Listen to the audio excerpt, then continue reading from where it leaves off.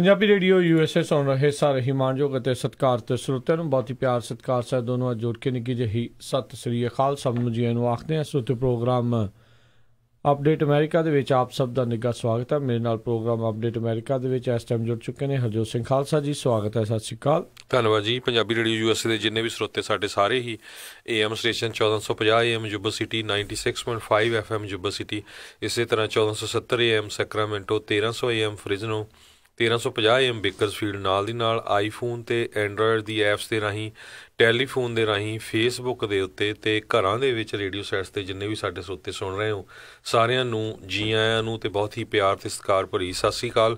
ਸਰੋਤਿਓ, ਅੱਜ ਸਤੰਬਰ ਦੀ 25 ਤਰੀਕ ਆ ਅਤੇ ਦਿਨ ਮੰਗਲਵਾਰ ਆ ਜੀ। ਤੁਹਾਡੇ ਲਈ ਪੇਸ਼ ਕਰਾਂਗੇ ਅਮਰੀਕਾ ਭਰ ਦੀਆਂ ਵਿਸ਼ਵ ਦੀਆਂ ਜਿਹੜੀਆਂ ਅਹਿਮ ਖਬਰਾਂ। ਉਸ ਤੋਂ ਪਹਿਲਾਂ ਸਾਡੇ ਅੱਜ ਦੇ ਪ੍ਰੋਗਰਾਮ ਦੇ ਸਹਿਯੋਗੀ ਸਪਾਂਸਰਜ਼, ਉਹਨਾਂ ਦਾ ਧੰਨਵਾਦ ਕਰਦੇ ਹਾਂ ਜਿਨ੍ਹਾਂ ਨੇ ਤੁਹਾਡੇ ਸਾਰਿਆਂ ਤੱਕ ਇਸ ਪ੍ਰੋਗਰਾਮ ਨੂੰ ਪਹੁੰਚਾਉਣ ਦੇ ਵਿੱਚ ਪੰਜਾਬੀ ਰੇਡੀਓ USA ਦਾ ਸਹਿਯੋਗ ਦਿੱਤਾ।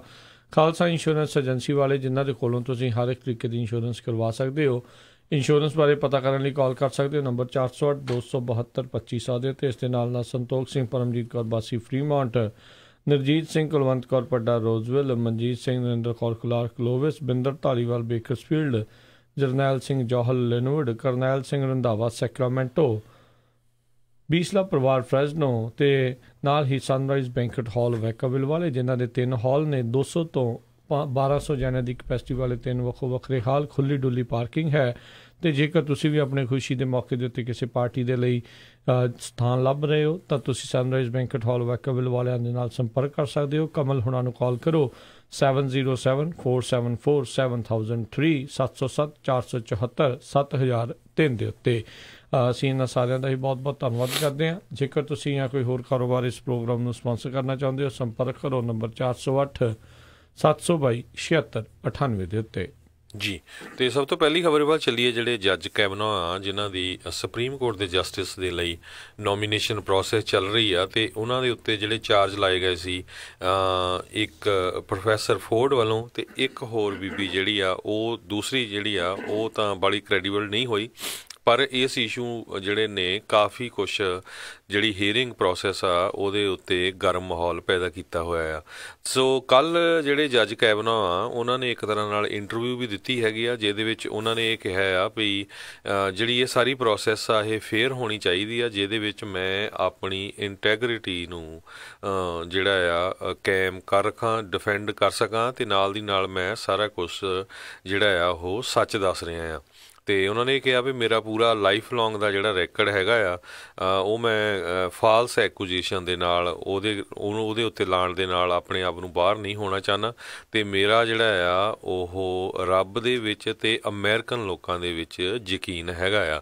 ਸੋ ਇੱਕ ਤਰ੍ਹਾਂ ਨਾਲ ਉਹਨਾਂ ਨੇ ਆਪਣੇ ਆਪ ਨੂੰ ਸੇਵ ਕਰਨ ਦੇ ਲਈ ਜਿਹੜੀ ਆ ਇਹ ਇੰਟਰਵਿਊ ਦਿੱਤੀ ਹੈਗੀ ਆ। ਹੁਣ ਇਹ ਵੀਰਵਾਰ ਨੂੰ ਜਿਹੜਾ ਟਾਈਮ ਆ ਸੈਟਅਪ ਕੀਤਾ ਹੋਇਆ, ਅਤੇ ਦੂਸਰੇ ਪਾਸੇ ਜਿਹੜੀ ਪ੍ਰੋਫੈਸਰ ਫੋਰਡ ਆ ਉਹਨਾਂ ਨੇ ਵੀ ਜਿਹੜੇ ਆਪਣੇ ਕੁਛ ਕੁ ਸ਼ੰਕੇ ਜ਼ਾਹਰ ਕੀਤੇ ਆ ਵੀ ਮੇਰੇ 'ਤੇ ਇੱਕ ਤਰ੍ਹਾਂ ਨਾਲ ਇਲਜ਼ਾਮ ਲਾ ਰਿਹਾ ਵੀ ਇਹ ਜਿਹੜੀ ਸਮੀਅਰ ਕੈਂਪੇਨ ਕਰ ਰਹੀ ਹੈਗੀ ਆ, ਜਿਸ ਤਰ੍ਹਾਂ ਡੈਮੋਕ੍ਰੇਟਸ 'ਤੇ ਲੱਗਦਾ ਹੈਗਾ।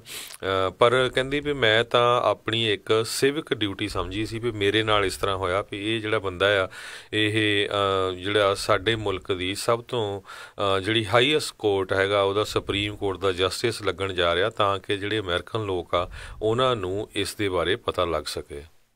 ਜੀ ਜੀ ਬਿਲਕੁਲ। ਸੋ ਇਹ ਤਾਂ ਹੁਣ ਵੀਰਵਾਰ ਨੂੰ ਥੋੜ੍ਹਾ ਜਿਹੜਾ ਪਤਾ ਲੱਗੂਗਾ। ਬਹੁਤ ਘੱਟ ਜਿਹੜਾ ਇੱਦਾਂ ਹੁੰਦੇ ਆ ਚਾਂਸ ਵੀ ਜਦੋਂ ਇਸ ਤਰੀਕੇ ਦੇ ਨਾਲ ਇੰਟਰਵਿਊ ਜਿਹੜੇ ਆ ਸੁਪਰੀਮ ਕੋਰਟ ਦੇ ਨੋਮੀਨੀ ਆ ਕੇ ਜਿਹੜੇ ਉਹ ਦਿੰਦੇ ਨੇ। ਸੋ ਦੇਖਦੇ ਹਾਂ ਇਸ ਦੇ ਵਿੱਚ ਕੀ ਬਣਦਾ ਹੈਗਾ ਆ, ਪਰ ਜੋ ਵੀ ਅਪਡੇਟਸ ਹੋਣਗੀਆਂ ਆਪਾਂ ਜ਼ਰੂਰ ਤੁਹਾਡੇ ਨਾਲ ਜਿਹੜੀਆਂ ਸਾਂਝੀਆਂ ਕਰਦੇ ਜਾਵਾਂਗੇ। ਇਹ ਦੂਜੀ ਔਰਤ ਨੂੰ ਉੱਥੇ ਮੌਕਾ ਮਿਲੂਗਾ ਬੋਲਣ ਦਾ, ਨਹੀਂ ਮੌਕਾ ਮਿਲੂਗਾ, ਇਹ ਆਉਣ ਵਾਲਾ ਸਮਾਂ ਦੱਸੂਗਾ। ਪਰ ਹਾਲ ਦੀ ਘੜੀ ਜਿਹੜੀ ਡਾਕਟਰ ਫੋਰਡ ਆ ਉਹ ਕਹਿੰਦੇ ਵੀਰਵਾਰ ਨੂੰ ਉੱਥੇ ਬੋਲ ਸਕਦੀ ਆ। ਅਤੇ ਜਿਹੜੇ ਜੁਡੀਸ਼ਰੀ ਕਮੇਟੀ ਦੇ ਚੇਅਰਮੈਨ ਨੇ ਚੱਕ ਗਰਾਸਲੀ, ਉਹਨਾਂ ਨੇ ਵੀ ਕਿਹਾ ਮੈਂ ਸੁਣਨਾ ਚਾਹੁੰਦਾ ਹਾਂ ਵੀ ਇਹਨਾਂ ਦਾ ਕੀ ਕਹਿਣਾ ਉੱਥੇ ਹੈਗਾ ਆ। ਹੋਰ ਕਿੰਨੇ ਗਵਾਹਾਂ ਨੂੰ ਉੱਥੇ ਸੱਦਿਆ ਜਾਊਗਾ ਜਾਂ ਕਿੰਨਿਆਂ ਨੂੰ ਮੌਕਾ ਮਿਲੂਗਾ, ਇਹ ਵੀ ਕਾਫੀ ਇੱਕ ਦੇਖਣ ਵਾਲੀ ਗੱਲ ਰਹੇਗੀ। ਇਹ ਕਿਤੇ ਨਾ ਕਿਤੇ 1991 ਦੇ ਕਲੈਰੈਂਸ ਥੋਮਸ ਜਿਹੜੇ ਸੁਪਰੀਮ ਕੋਰਟ ਦੇ ਨੋਮੀਨੀ ਸੀਗੇ, ਉਹਨਾਂ ਦੇ ਕਨਫਰਮੇਸ਼ਨ ਹੀਅਰਿੰਗ ਸ਼ੁਰੂ ਹੋਣ ਤੋਂ ਪਹਿਲਾਂ ਹੀ ਇਸ ਤਰੀਕੇ ਦੇ ਨਾਲ ਅਨੀਤਾ ਹਿੱਲ ਦੇ ਦੁਆਰਾ ਜਿਹੜੇ ਇਲਜ਼ਾਮ ਜਿਹੜੇ ਆ ਉਹ ਲਾਏ ਗਏ ਸੀ। ਉੱਥੇ ਤਕਰੀਬਨ 20 ਦੇ ਕਰੀਬ ਜਾਂ ਉਸ ਤੋਂ ਵੱਧ ਲੋਕਾਂ ਨੇ ਗਵਾਹੀਆਂ ਜਿਹੜੀਆਂ ਆ ਉੱਥੇ ਦਿੱਤੀਆਂ ਸੀ। ਇੱਥੇ ਜਿਹੜਾ ਆ ਬਹੁਤ ਘੱਟ ਲੋਕਾਂ ਨੂੰ ਜਿਹੜਾ ਆ ਕਿਹਾ ਜਾ ਰਿਹਾ ਆ ਵੀ ਇੱਥੇ ਚਾਂਸ ਜਿਹੜਾ ਉਹ ਦਿੱਤਾ ਜਾ ਰਿਹਾ ਆ ਕਮੇਟੀ ਦੇ ਦੁਆਰਾ।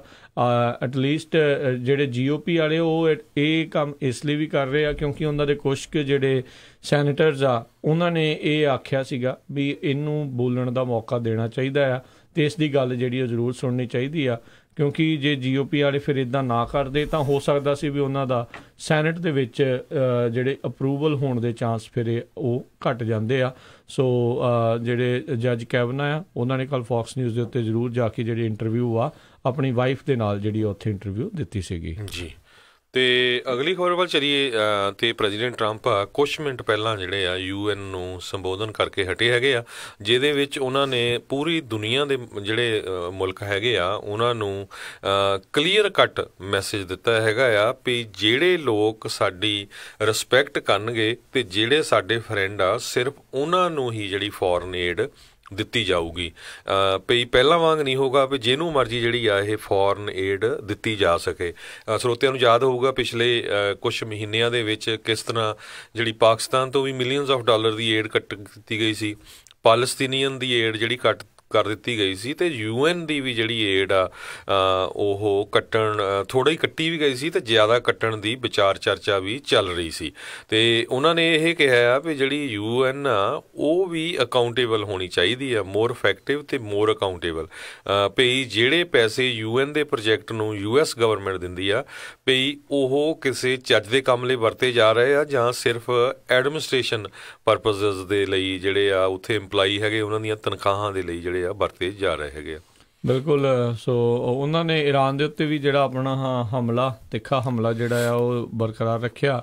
ਉਹ ਤਾਂ ਉਹਨਾਂ ਨੇ ਕਿਹਾ ਵੀ ਉਹ UN ਦੇ ਵਿੱਚ ਜਿਹੜੇ ਈਰਾਨ ਦੇ ਪ੍ਰੈਜ਼ੀਡੈਂਟ ਰੂਹਾਨੀ ਉਹਨਾਂ ਨੂੰ ਨਹੀਂ ਮਿਲਣਗੇ, ਪਰ ਨਾਲ ਹੀ ਉਹਨਾਂ ਨੂੰ ਐਬਸੋਲਿਊਟਲੀ ਲਵਲੀ ਮੈਨ ਵੀ ਜਿਹੜਾ ਆ ਉਹ ਕਹਿ ਕੇ ਸੰਬੋਧਨ ਵੀ ਕੀਤਾ ਅਤੇ ਕਹਿੰਦੇ ਵੀ despite request I have no plans to meet Iranian president. So ਉਹਨਾਂ ਨੇ ਟਵਿੱਟਰ ਦੇ ਉੱਤੇ ਵੀ ਜਿਹੜਾ ਆਖਿਆ ਅਤੇ ਪਰ ਨਾਲ ਹੀ ਉਹਨਾਂ ਨੇ ਆਖਿਆ ਵੀ may be sum day in future ਜਦੋਂ ਇੱਕ ਲਵਲੀ ਮੈਨ ਹੋਊਗਾ ਅਤੇ ਫਿਰ ਆਪਾਂ ਜਿਹੜਾ ਉਹਦੇ ਨਾਲ ਗੱਲ ਵੀ ਕਰ ਸਕਦੇ ਹਾਂ।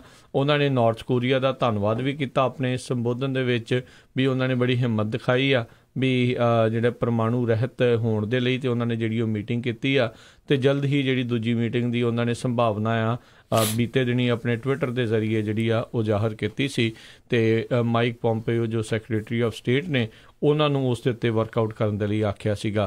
ਅਤੇ ਉਹਨਾਂ ਨੇ ਗਲੋਬਲਾਈਜੇਸ਼ਨ ਜਿਹੜਾ ਹਰ ਇੱਕ ਨੂੰ ਆਖਿਆ ਜਾਂਦਾ ਵੀ ਸਾਰਾ ਵਿਸ਼ਵ ਇੱਕੋ ਹੀ ਹੁਣ ਇੱਕ ਪਿੰਡ ਵਰਗਾ ਹੈਗਾ ਆ, ਉਸ ਨੂੰ ਉਹਨਾਂ ਨੇ ਨਕਾਰਿਆ ਅਤੇ ਉਹਨਾਂ ਨੇ ਕਿਹਾ ਅਮੈਰੀਕਾ ਫਸਟ ਜਿਹੜਾ ਆ ਉਹ ਚੀਜ਼ ਦੇ ਉੱਤੇ ਹੀ ਮੈਂ ਧਿਆਨ ਦੇਣਾ ਅਤੇ ਮੇਰੇ ਪ੍ਰਸ਼ਾਸਨ ਦਾ ਇੱਕ ਹੀ ਜਿਹੜਾ ਕੰਮ ਆ ਵੀ ਅਮਰੀਕਾ ਨੂੰ ਜਿਹੜਾ ਆ ਉਹ ਅੱਗੇ ਕਿੱਦਾਂ ਲੈ ਕੇ ਜਾਣਾ ਆ।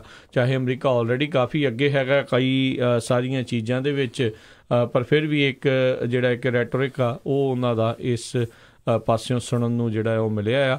ਪਰ ਈਰਾਨ ਦੇ ਉੱਤੇ ਵੀ ਉਹਨਾਂ ਨੇ ਕਾਫੀ ਤਿੱਖੀ ਜਿਹੜੀ ਆ ਕਹਿ ਲਓ ਆਪਣੀ ਨਜ਼ਰ ਰੱਖੀ ਆ ਅਤੇ ਨਾਲ ਦੇ ਨਾਲ ਉਹਨਾਂ ਨੇ ਤਿੱਖੇ ਵਾਰ ਵੀ ਇਸ ਹਿਸਾਬ ਦੇ ਨਾਲ ਹੀ ਕੀਤੇ ਆ ਵੀ ਹੋ ਸਕਦਾ ਆਉਣ ਵਾਲੇ ਸਮੇਂ ਦੇ ਵਿੱਚ ਯੂ ਨੈਵਰ ਨੋ ਵੀ ਉਹਨਾਂ ਉੱਤੇ ਮਿਲਟਰੀ ਹਮਲਾ ਵੀ ਜਿਹੜਾ ਆ ਉਹ ਕੀਤਾ ਜਾ ਸਕਦਾ ਆ। ਜਿਹੜੀ ਤੁਸੀਂ ਫੰਡਿੰਗ ਕੱਟਣ ਦੀ ਗੱਲ ਕਰ ਰਹੇ ਸੀ ਆਪਾਂ ਨੂੰ ਯਾਦ ਹੋਵੇਗਾ, ਸਾਰੇ ਸਰੋਤਿਆਂ ਨੂੰ ਯਾਦ ਦਵਾ ਦਿੰਦੇ ਹਾਂ ਵੀ ਹਿਊਮਨ ਰਾਈਟਸ ਦਾ ਜਿਹੜਾ ਇੱਕ UN ਦਾ ਕਮਿਸ਼ਨ ਹੈਗਾ ਆ ਉਸ ਦੇ ਵਿੱਚੋਂ ਅਮਰੀਕਾ ਨੇ ਆਪਣੇ ਹੱਥ ਪਿੱਛੇ ਖਿੱਚ ਲਿਆ ਅਤੇ ਉਸੇ ਦੇ ਤਹਿਤ ਜਿਹੜੀ ਫੰਡਿੰਗ ਆ ਉਹ ਵੀ ਉਹਨਾਂ ਨੇ ਕੱਟੀ ਹੋਈ ਹੈਗੀ ਜੀ। ਬਿਲਕੁਲ। ਸੋ ਉਹਦੇ ਅਗੇਂਸਟ ਵੀ ਪ੍ਰੋਟੈਸਟ ਕਾਫੀ ਚੱਲ ਰਹੇ ਸੀ ਵੀ ਇੱਕ ਪਾਸੇ ਜਿਹੜੀ ICC ਆ ਇੰਟਰਨੈਸ਼ਨਲ ਕ੍ਰਿਮੀਨਲ ਕੋਰਟ ਉਹਦੀ ਵੀ ਜਿਹੜੀ ਫੰਡਿੰਗ ਤੁਸੀਂ ਕੱਟ ਕੀਤੀ ਆ। ਅਤੇ ਅਗਲਾ ਜਿਹੜਾ ਮੇਨ ਪੁਆਇੰਟ ਪ੍ਰੈਜ਼ੀਡੈਂਟ ਟਰੰਪ ਨੇ ਉੱਥੇ ਡਿਸਕਸ ਕੀਤਾ ਉਹ ਕਹਿੰਦੇ ਵੀ ਮੈਂ ਇਮੀਗ੍ਰੇਸ਼ਨ ਮਸਲੇ 'ਤੇ ਜਿਹੜਾ ਕੰਮ ਕਰਨਾ ਚਾਹੁੰਦਾ ਆ ਵੀ ਜਿੰਨੇ ਵੀ ਤੁਸੀਂ ਮੁਲਕਾਂ ਦੇ ਰੀਪ੍ਰੈਜ਼ੈਂਟੇਟਿਵ ਇੱਥੇ ਬੈਠੇ ਹੋਏ ਹੋ ਅਸੀਂ ਸਾਰਿਆਂ ਦੀ ਜਿਹੜੀ ਰਿਸਪੈਕਟ ਕਰਦੇ ਹਾਂ, ਪਰ ਤੁਹਾਨੂੰ ਆਪਣਾ ਮੁਲਕ ਜਿਹੜਾ ਆ ਉਹ ਗ੍ਰੇਟ ਅਗੇਨ ਬਣਾਉਣਾ ਪਊਗਾ ਤਾਂ ਕਿ ਜਿਹੜੀ ਆ ਉੱਥੋਂ ਮਾਈਗ੍ਰੇਸ਼ਨ ਆ ਹੋਰ ਮੁਲਕਾਂ ਵੱਲ ਨਾ ਜਾਵੇ। ਅਤੇ ਉਹਨਾਂ ਦਾ ਕਹਿਣਾ ਹੈ ਵੀ ਜੇ ਸਾਰੇ ਮੁਲਕ ਵਧੀਆ ਹੋਊਗੇ, ਗ੍ਰੇਟ ਹੋਊਗੇ ਤੇ ਫਿਰ ਜਿਹੜੀ ਆ ਉੱਥੇ ਦੇ ਲੋਕ ਦੂਜੇ ਮੁਲਕਾਂ ਦੇ ਵਿੱਚ ਮਾਈਗ੍ਰੇਸ਼ਨ ਨਹੀਂ ਕਰੂਗੇ, ਕਿਉਂਕਿ ਜਿਹੜੀ ਇਹ ਬਹੁਤ ਵੱਡੀ ਸਾਡੇ ਲਈ ਪ੍ਰੋਬਲਮ ਹੈਗੀ ਆ ਵੀ ਸਾਨੂੰ ਜਿਹੜੇ ਆ ਆਪਣੇ ਬਾਰਡਰ ਜਿਹੜੇ ਆ ਉਹ ਜਿਹੜੇ ਸੇਵ ਕਰਨੇ ਪੈਂਦੇ ਆ ਤੇ ਕ੍ਰਿਮੀਨਲ ਗੈਂਗਸ ਨੂੰ ਡਿਸਟਰੋਏ ਕਰਨਾ ਪੈਂਦਾ ਆ। ਇਹ ਸਾਰਾ ਸਾਈਕਲ ਬ੍ਰੇਕ ਕਰਨ ਦੇ ਲਈ ਹਰ ਇੱਕ ਮੁਲਕ ਜਿਹੜਾ ਆਪਣੇ ਆਪ ਦੇ ਵਿੱਚ ਵਧੀਆ ਸਟੈਂਡ ਕਰੇ। ਜੀ ਜੀ ਬਿਲਕੁਲ, ਇਹ ਤਾਂ ਵੈਸੇ ਸਾਰੇ ਮੁਲਕਾਂ ਨੂੰ ਸੋਚਣਾ ਹੀ ਜਿਹੜਾ ਚਾਹੀਦਾ ਹੈ, ਰਾਦਰ ਦੈਨ ਵੀ ਹੋਰ ਮੁਲਕਾਂ ਵੱਲ ਜਿਹੜੀ ਨਜ਼ਰ ਬਣਾ ਕੇ ਰੱਖਣ। ਉਹਨਾਂ ਨੂੰ ਤਾਂ ਇਹੀ ਚਾਹੀਦਾ ਆ ਵੀ ਆਪੋ ਆਪਣੇ ਮੁਲਕ ਨੂੰ ਜਿਹੜਾ ਵਧੀਆ ਬਣਾਉਣ। ਅਤੇ ਜਿੱਦਾਂ ਦੱਸਿਆ ਵੀ ਰਾਸ਼ਟਰਪਤੀ ਟਰੰਪ ਦਾ ਇੱਕ ਹੀ ਜਿਹੜਾ ਰਾਈਟ ਨਾਓ ਮਕਸਦ ਜਿਹੜਾ ਹੈਗਾ ਆ ਵੀ ਕਿਤੇ ਨਾ ਕਿਤੇ ਵੀ ਅਮਰੀਕਾ ਨੂੰ ਜਿਹੜਾ ਆ ਉਹ ਆਪਾਂ ਸਭ ਤੋਂ ਮੋਹਰੇ ਲਾ ਕੇ ਹੀ ਜਿਹੜਾ ਰੱਖਣਾ ਆ। ਅਤੇ ਨਾਲ ਹੀ ਜਿਹੜਾ ਟਰੇਡ ਵਾਰ ਦੇ ਉੱਤੇ ਚਾਈਨਾ ਦੇ ਉੱਤੇ ਵੀ ਕਿਤੇ ਨਾ ਕਿਤੇ ਰਾਸ਼ਟਰਪਤੀ ਟਰੰਪ ਆ ਉਹਨਾਂ ਨੇ ਜਿਹੜਾ ਕਿਹਾ ਵੀ ਜਿਹੜਾ ਚਾਈਨਾ ਦੀਆਂ ਟਰੇਡਿੰਗ ਪ੍ਰੈਕਟਿਸਿਸ ਹੈਗੀਆਂ ਆ ਉਹ ਬੜੀਆਂ ਘਾਤਕ ਨੇ, ਉਹ ਖਰਾਬ ਨੇ ਅਤੇ ਉਹਨਾਂ ਨੂੰ ਸੂਤ ਕਰਨ ਦੇ ਲਈ ਹੀ ਕਿਤੇ ਨਾ ਕਿਤੇ ਆਪਾਂ ਇਹ ਟਰੇਡ ਵਾਰ ਵਾਲੇ ਪਾਸੇ ਨੂੰ ਜਿਹੜੇ ਆ ਟੈਰਿਫਸ ਜਿਹੜੇ ਆ ਉਹ ਵਧਾ ਰਹੇ ਆ। ਉਧਰ ਚਾਈਨਾ ਨੇ ਇਹ ਗੱਲ ਆਖਿਆ ਵੀ ਅਮਰੀਕਾ ਨੇ ਸਾਡੀ ਧੌਣ ਦੇ ਉੱਤੇ ਛੁਰੀ ਜਿਹੜੀ ਆ ਉਹ ਰੱਖੀ ਹੋਈ ਆ। ਬਿਲਕੁਲ ਚਾਈਨਾ ਦੇ ਮਾਮਲੇ 'ਚ ਬੜਾ ਕਲੀਅਰ ਕੱਟ ਜਿਹੜੇ ਪ੍ਰੈਜ਼ੀਡੈਂਟ ਆ ਉਹਨਾਂ ਨੇ ਇਹ ਕਿਹਾ ਹੈਗਾ ਆ ਵੀ ਚਾਈਨਾ ਨੇ ਜਿਹੜੇ ਟਰੇਡ ਆ ਉਹਦੇ ਜਿਹੜੇ ਉਹਨੂੰ ਅਬਿਊਜ਼ ਕੀਤਾ ਹੈਗਾ ਆ, US ਦੀ ਇੰਟਲੈਕਚੁਅਲ ਪ੍ਰੋਪਰਟੀ ਜਿਹੜੀ ਆ ਉਹਨੂੰ ਚੋਰੀ ਕੀਤਾ ਆ। ਅਸੀਂ ਇਸ ਨੂੰ ਆਉਣ ਵਾਲੇ ਸਮੇਂ ਦੇ ਵਿੱਚ ਟੋਲਰੇਟ ਨਹੀਂ ਕਰਾਂਗੇ ਜਿਹੜੇ ਇੱਦਾਂ ਦੇ ਅਬਿਊਜ਼ ਚਾਈਨਾ ਵੱਲੋਂ ਹੋ ਰਹੇ ਹੈਗੇ ਆ। ਅਤੇ ਅਸੀਂ ਨਾਲ ਦੀ ਨਾਲ ਆਪਣੇ ਜਿਹੜੇ ਵਰਕਰਸ ਆ ਉਹਨਾਂ ਨੂੰ ਵੀ ਵਿਕਟਿਮਾਈਜ਼ ਨਹੀਂ ਕਰਾਂਗੇ ਤਾਂ ਕਿ ਜਿਹੜੀਆਂ ਸਾਡੀਆਂ ਕੰਪਨੀਆਂ ਜਿਹੜੀਆਂ ਆ ਉਹ ਚਾਈਨਾ ਵਾਲੇ ਚੀਟ ਕਰ ਰਹੇ ਹੈਗੇ ਆ।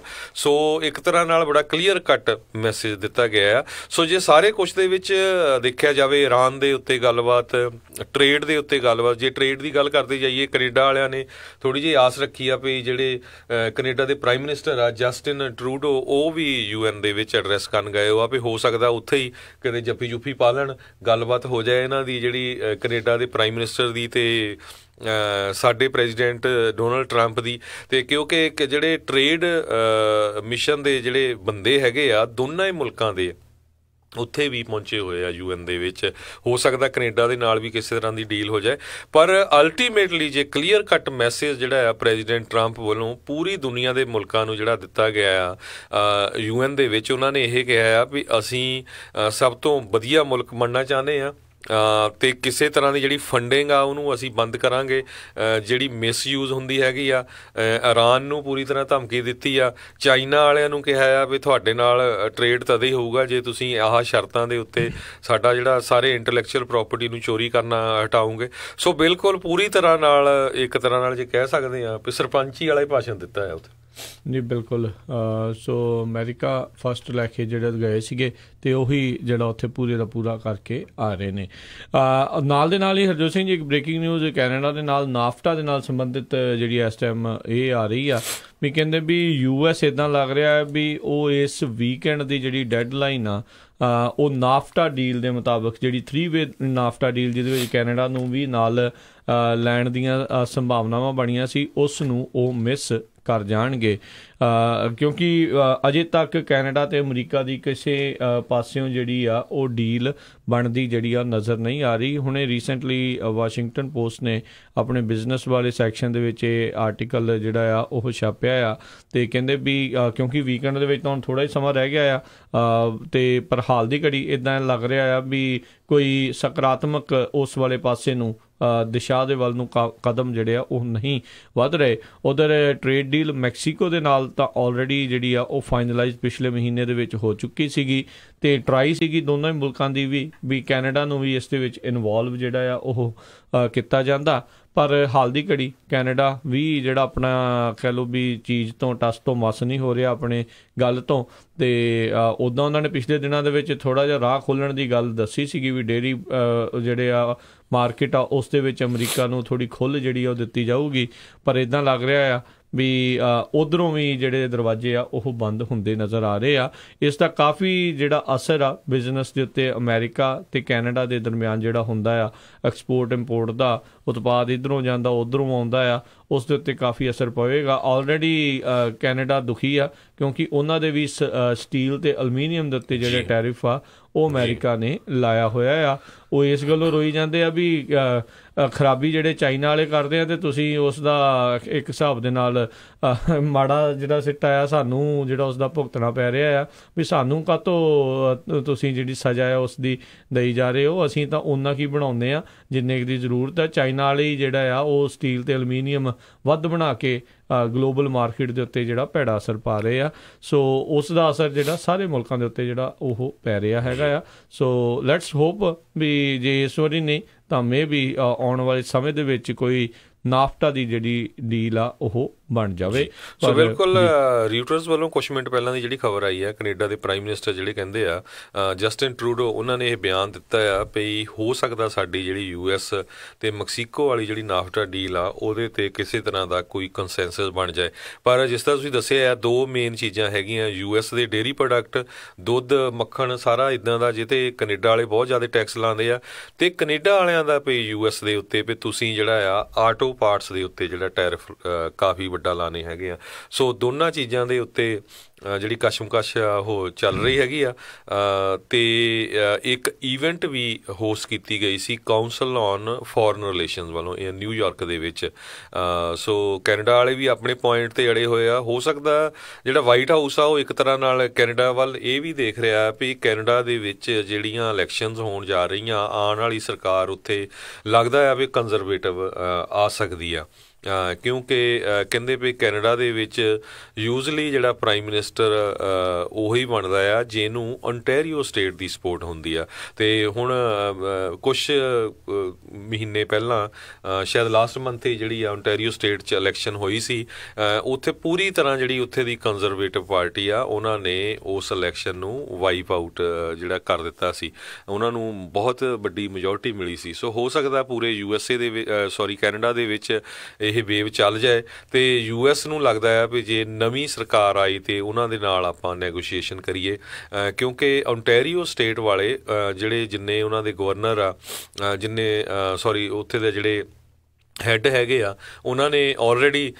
ਟਰੂਡੋ ਗਵਰਨਮੈਂਟ ਨੂੰ ਕਿਹਾ ਵੀ ਤੁਸੀਂ ਡੀਲ ਬਣਾਓ ਕਿਉਂਕਿ ਸਾਨੂੰ ਜਿਹੜਾ ਆ ਉਹ ਬਹੁਤ ਜ਼ਿਆਦਾ ਇਫੈਕਟ ਕਰ ਰਿਹਾ, ਖਾਸ ਕਰਕੇ ਆਟੋ ਪਾਰਟਸ ਦੇ ਨਾਲ ਜਿਹੜੀ ਇੰਡਸਟਰੀ ਆ ਉਹ ਟੋਰਾਂਟੋ ਏਰੀਏ 'ਚ ਬਹੁਤ ਜ਼ਿਆਦਾ ਹੈਗੀ ਆ। ਜੀ ਜੀ, ਤੇ ਇੱਕ ਬ੍ਰੇਕ ਲਵਾਂਗੇ, ਬ੍ਰੇਕ ਤੋਂ ਬਾਅਦ ਮੁੜ ਕੇ ਫਿਰ ਵਾਪਸ ਹਾਜ਼ਰ ਹੁੰਦੇ ਹਾਂ। ਇੱਦਾਂ ਹੀ ਗੱਲਬਾਤ ਦਾ ਸਿਲਸਿਲਾ ਜਾਰੀ ਰਹੇਗਾ।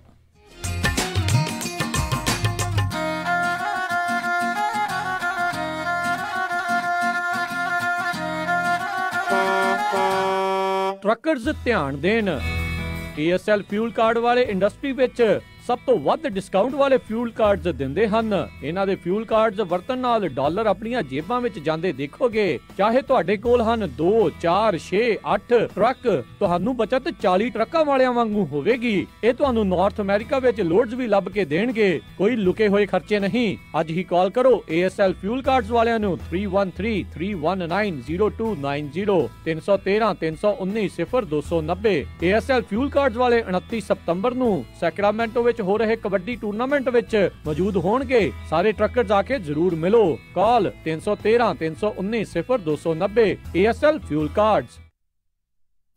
ਫ੍ਰੈਜ਼ਨੋ ਵਿੱਚ ਹਾਈਵੇ 99 ਅਤੇ ਬੈਲਮੌਂਟ ਦੇ ਨਜ਼ਦੀਕ ਚੰਗੀ ਆਮਦਨ ਚੰਗੀ ਸੇਲ ਵਾਲਾ ਲਿਕਰ ਸਟੋਰ ਸੇਲ ਤੇ ਹੈ। ਜੇ ਤੁਸੀਂ ਇਸ ਲਿਕਰ ਸਟੋਰ ਨੂੰ ਖਰੀਦਣ ਦੇ ਇੱਛੁਕ ਹੋ ਤਾਂ ਕਾਲ ਕਰੋ 559-860-9729 5598609729 ਜਾਂ 718-864-8525 718-864-8525।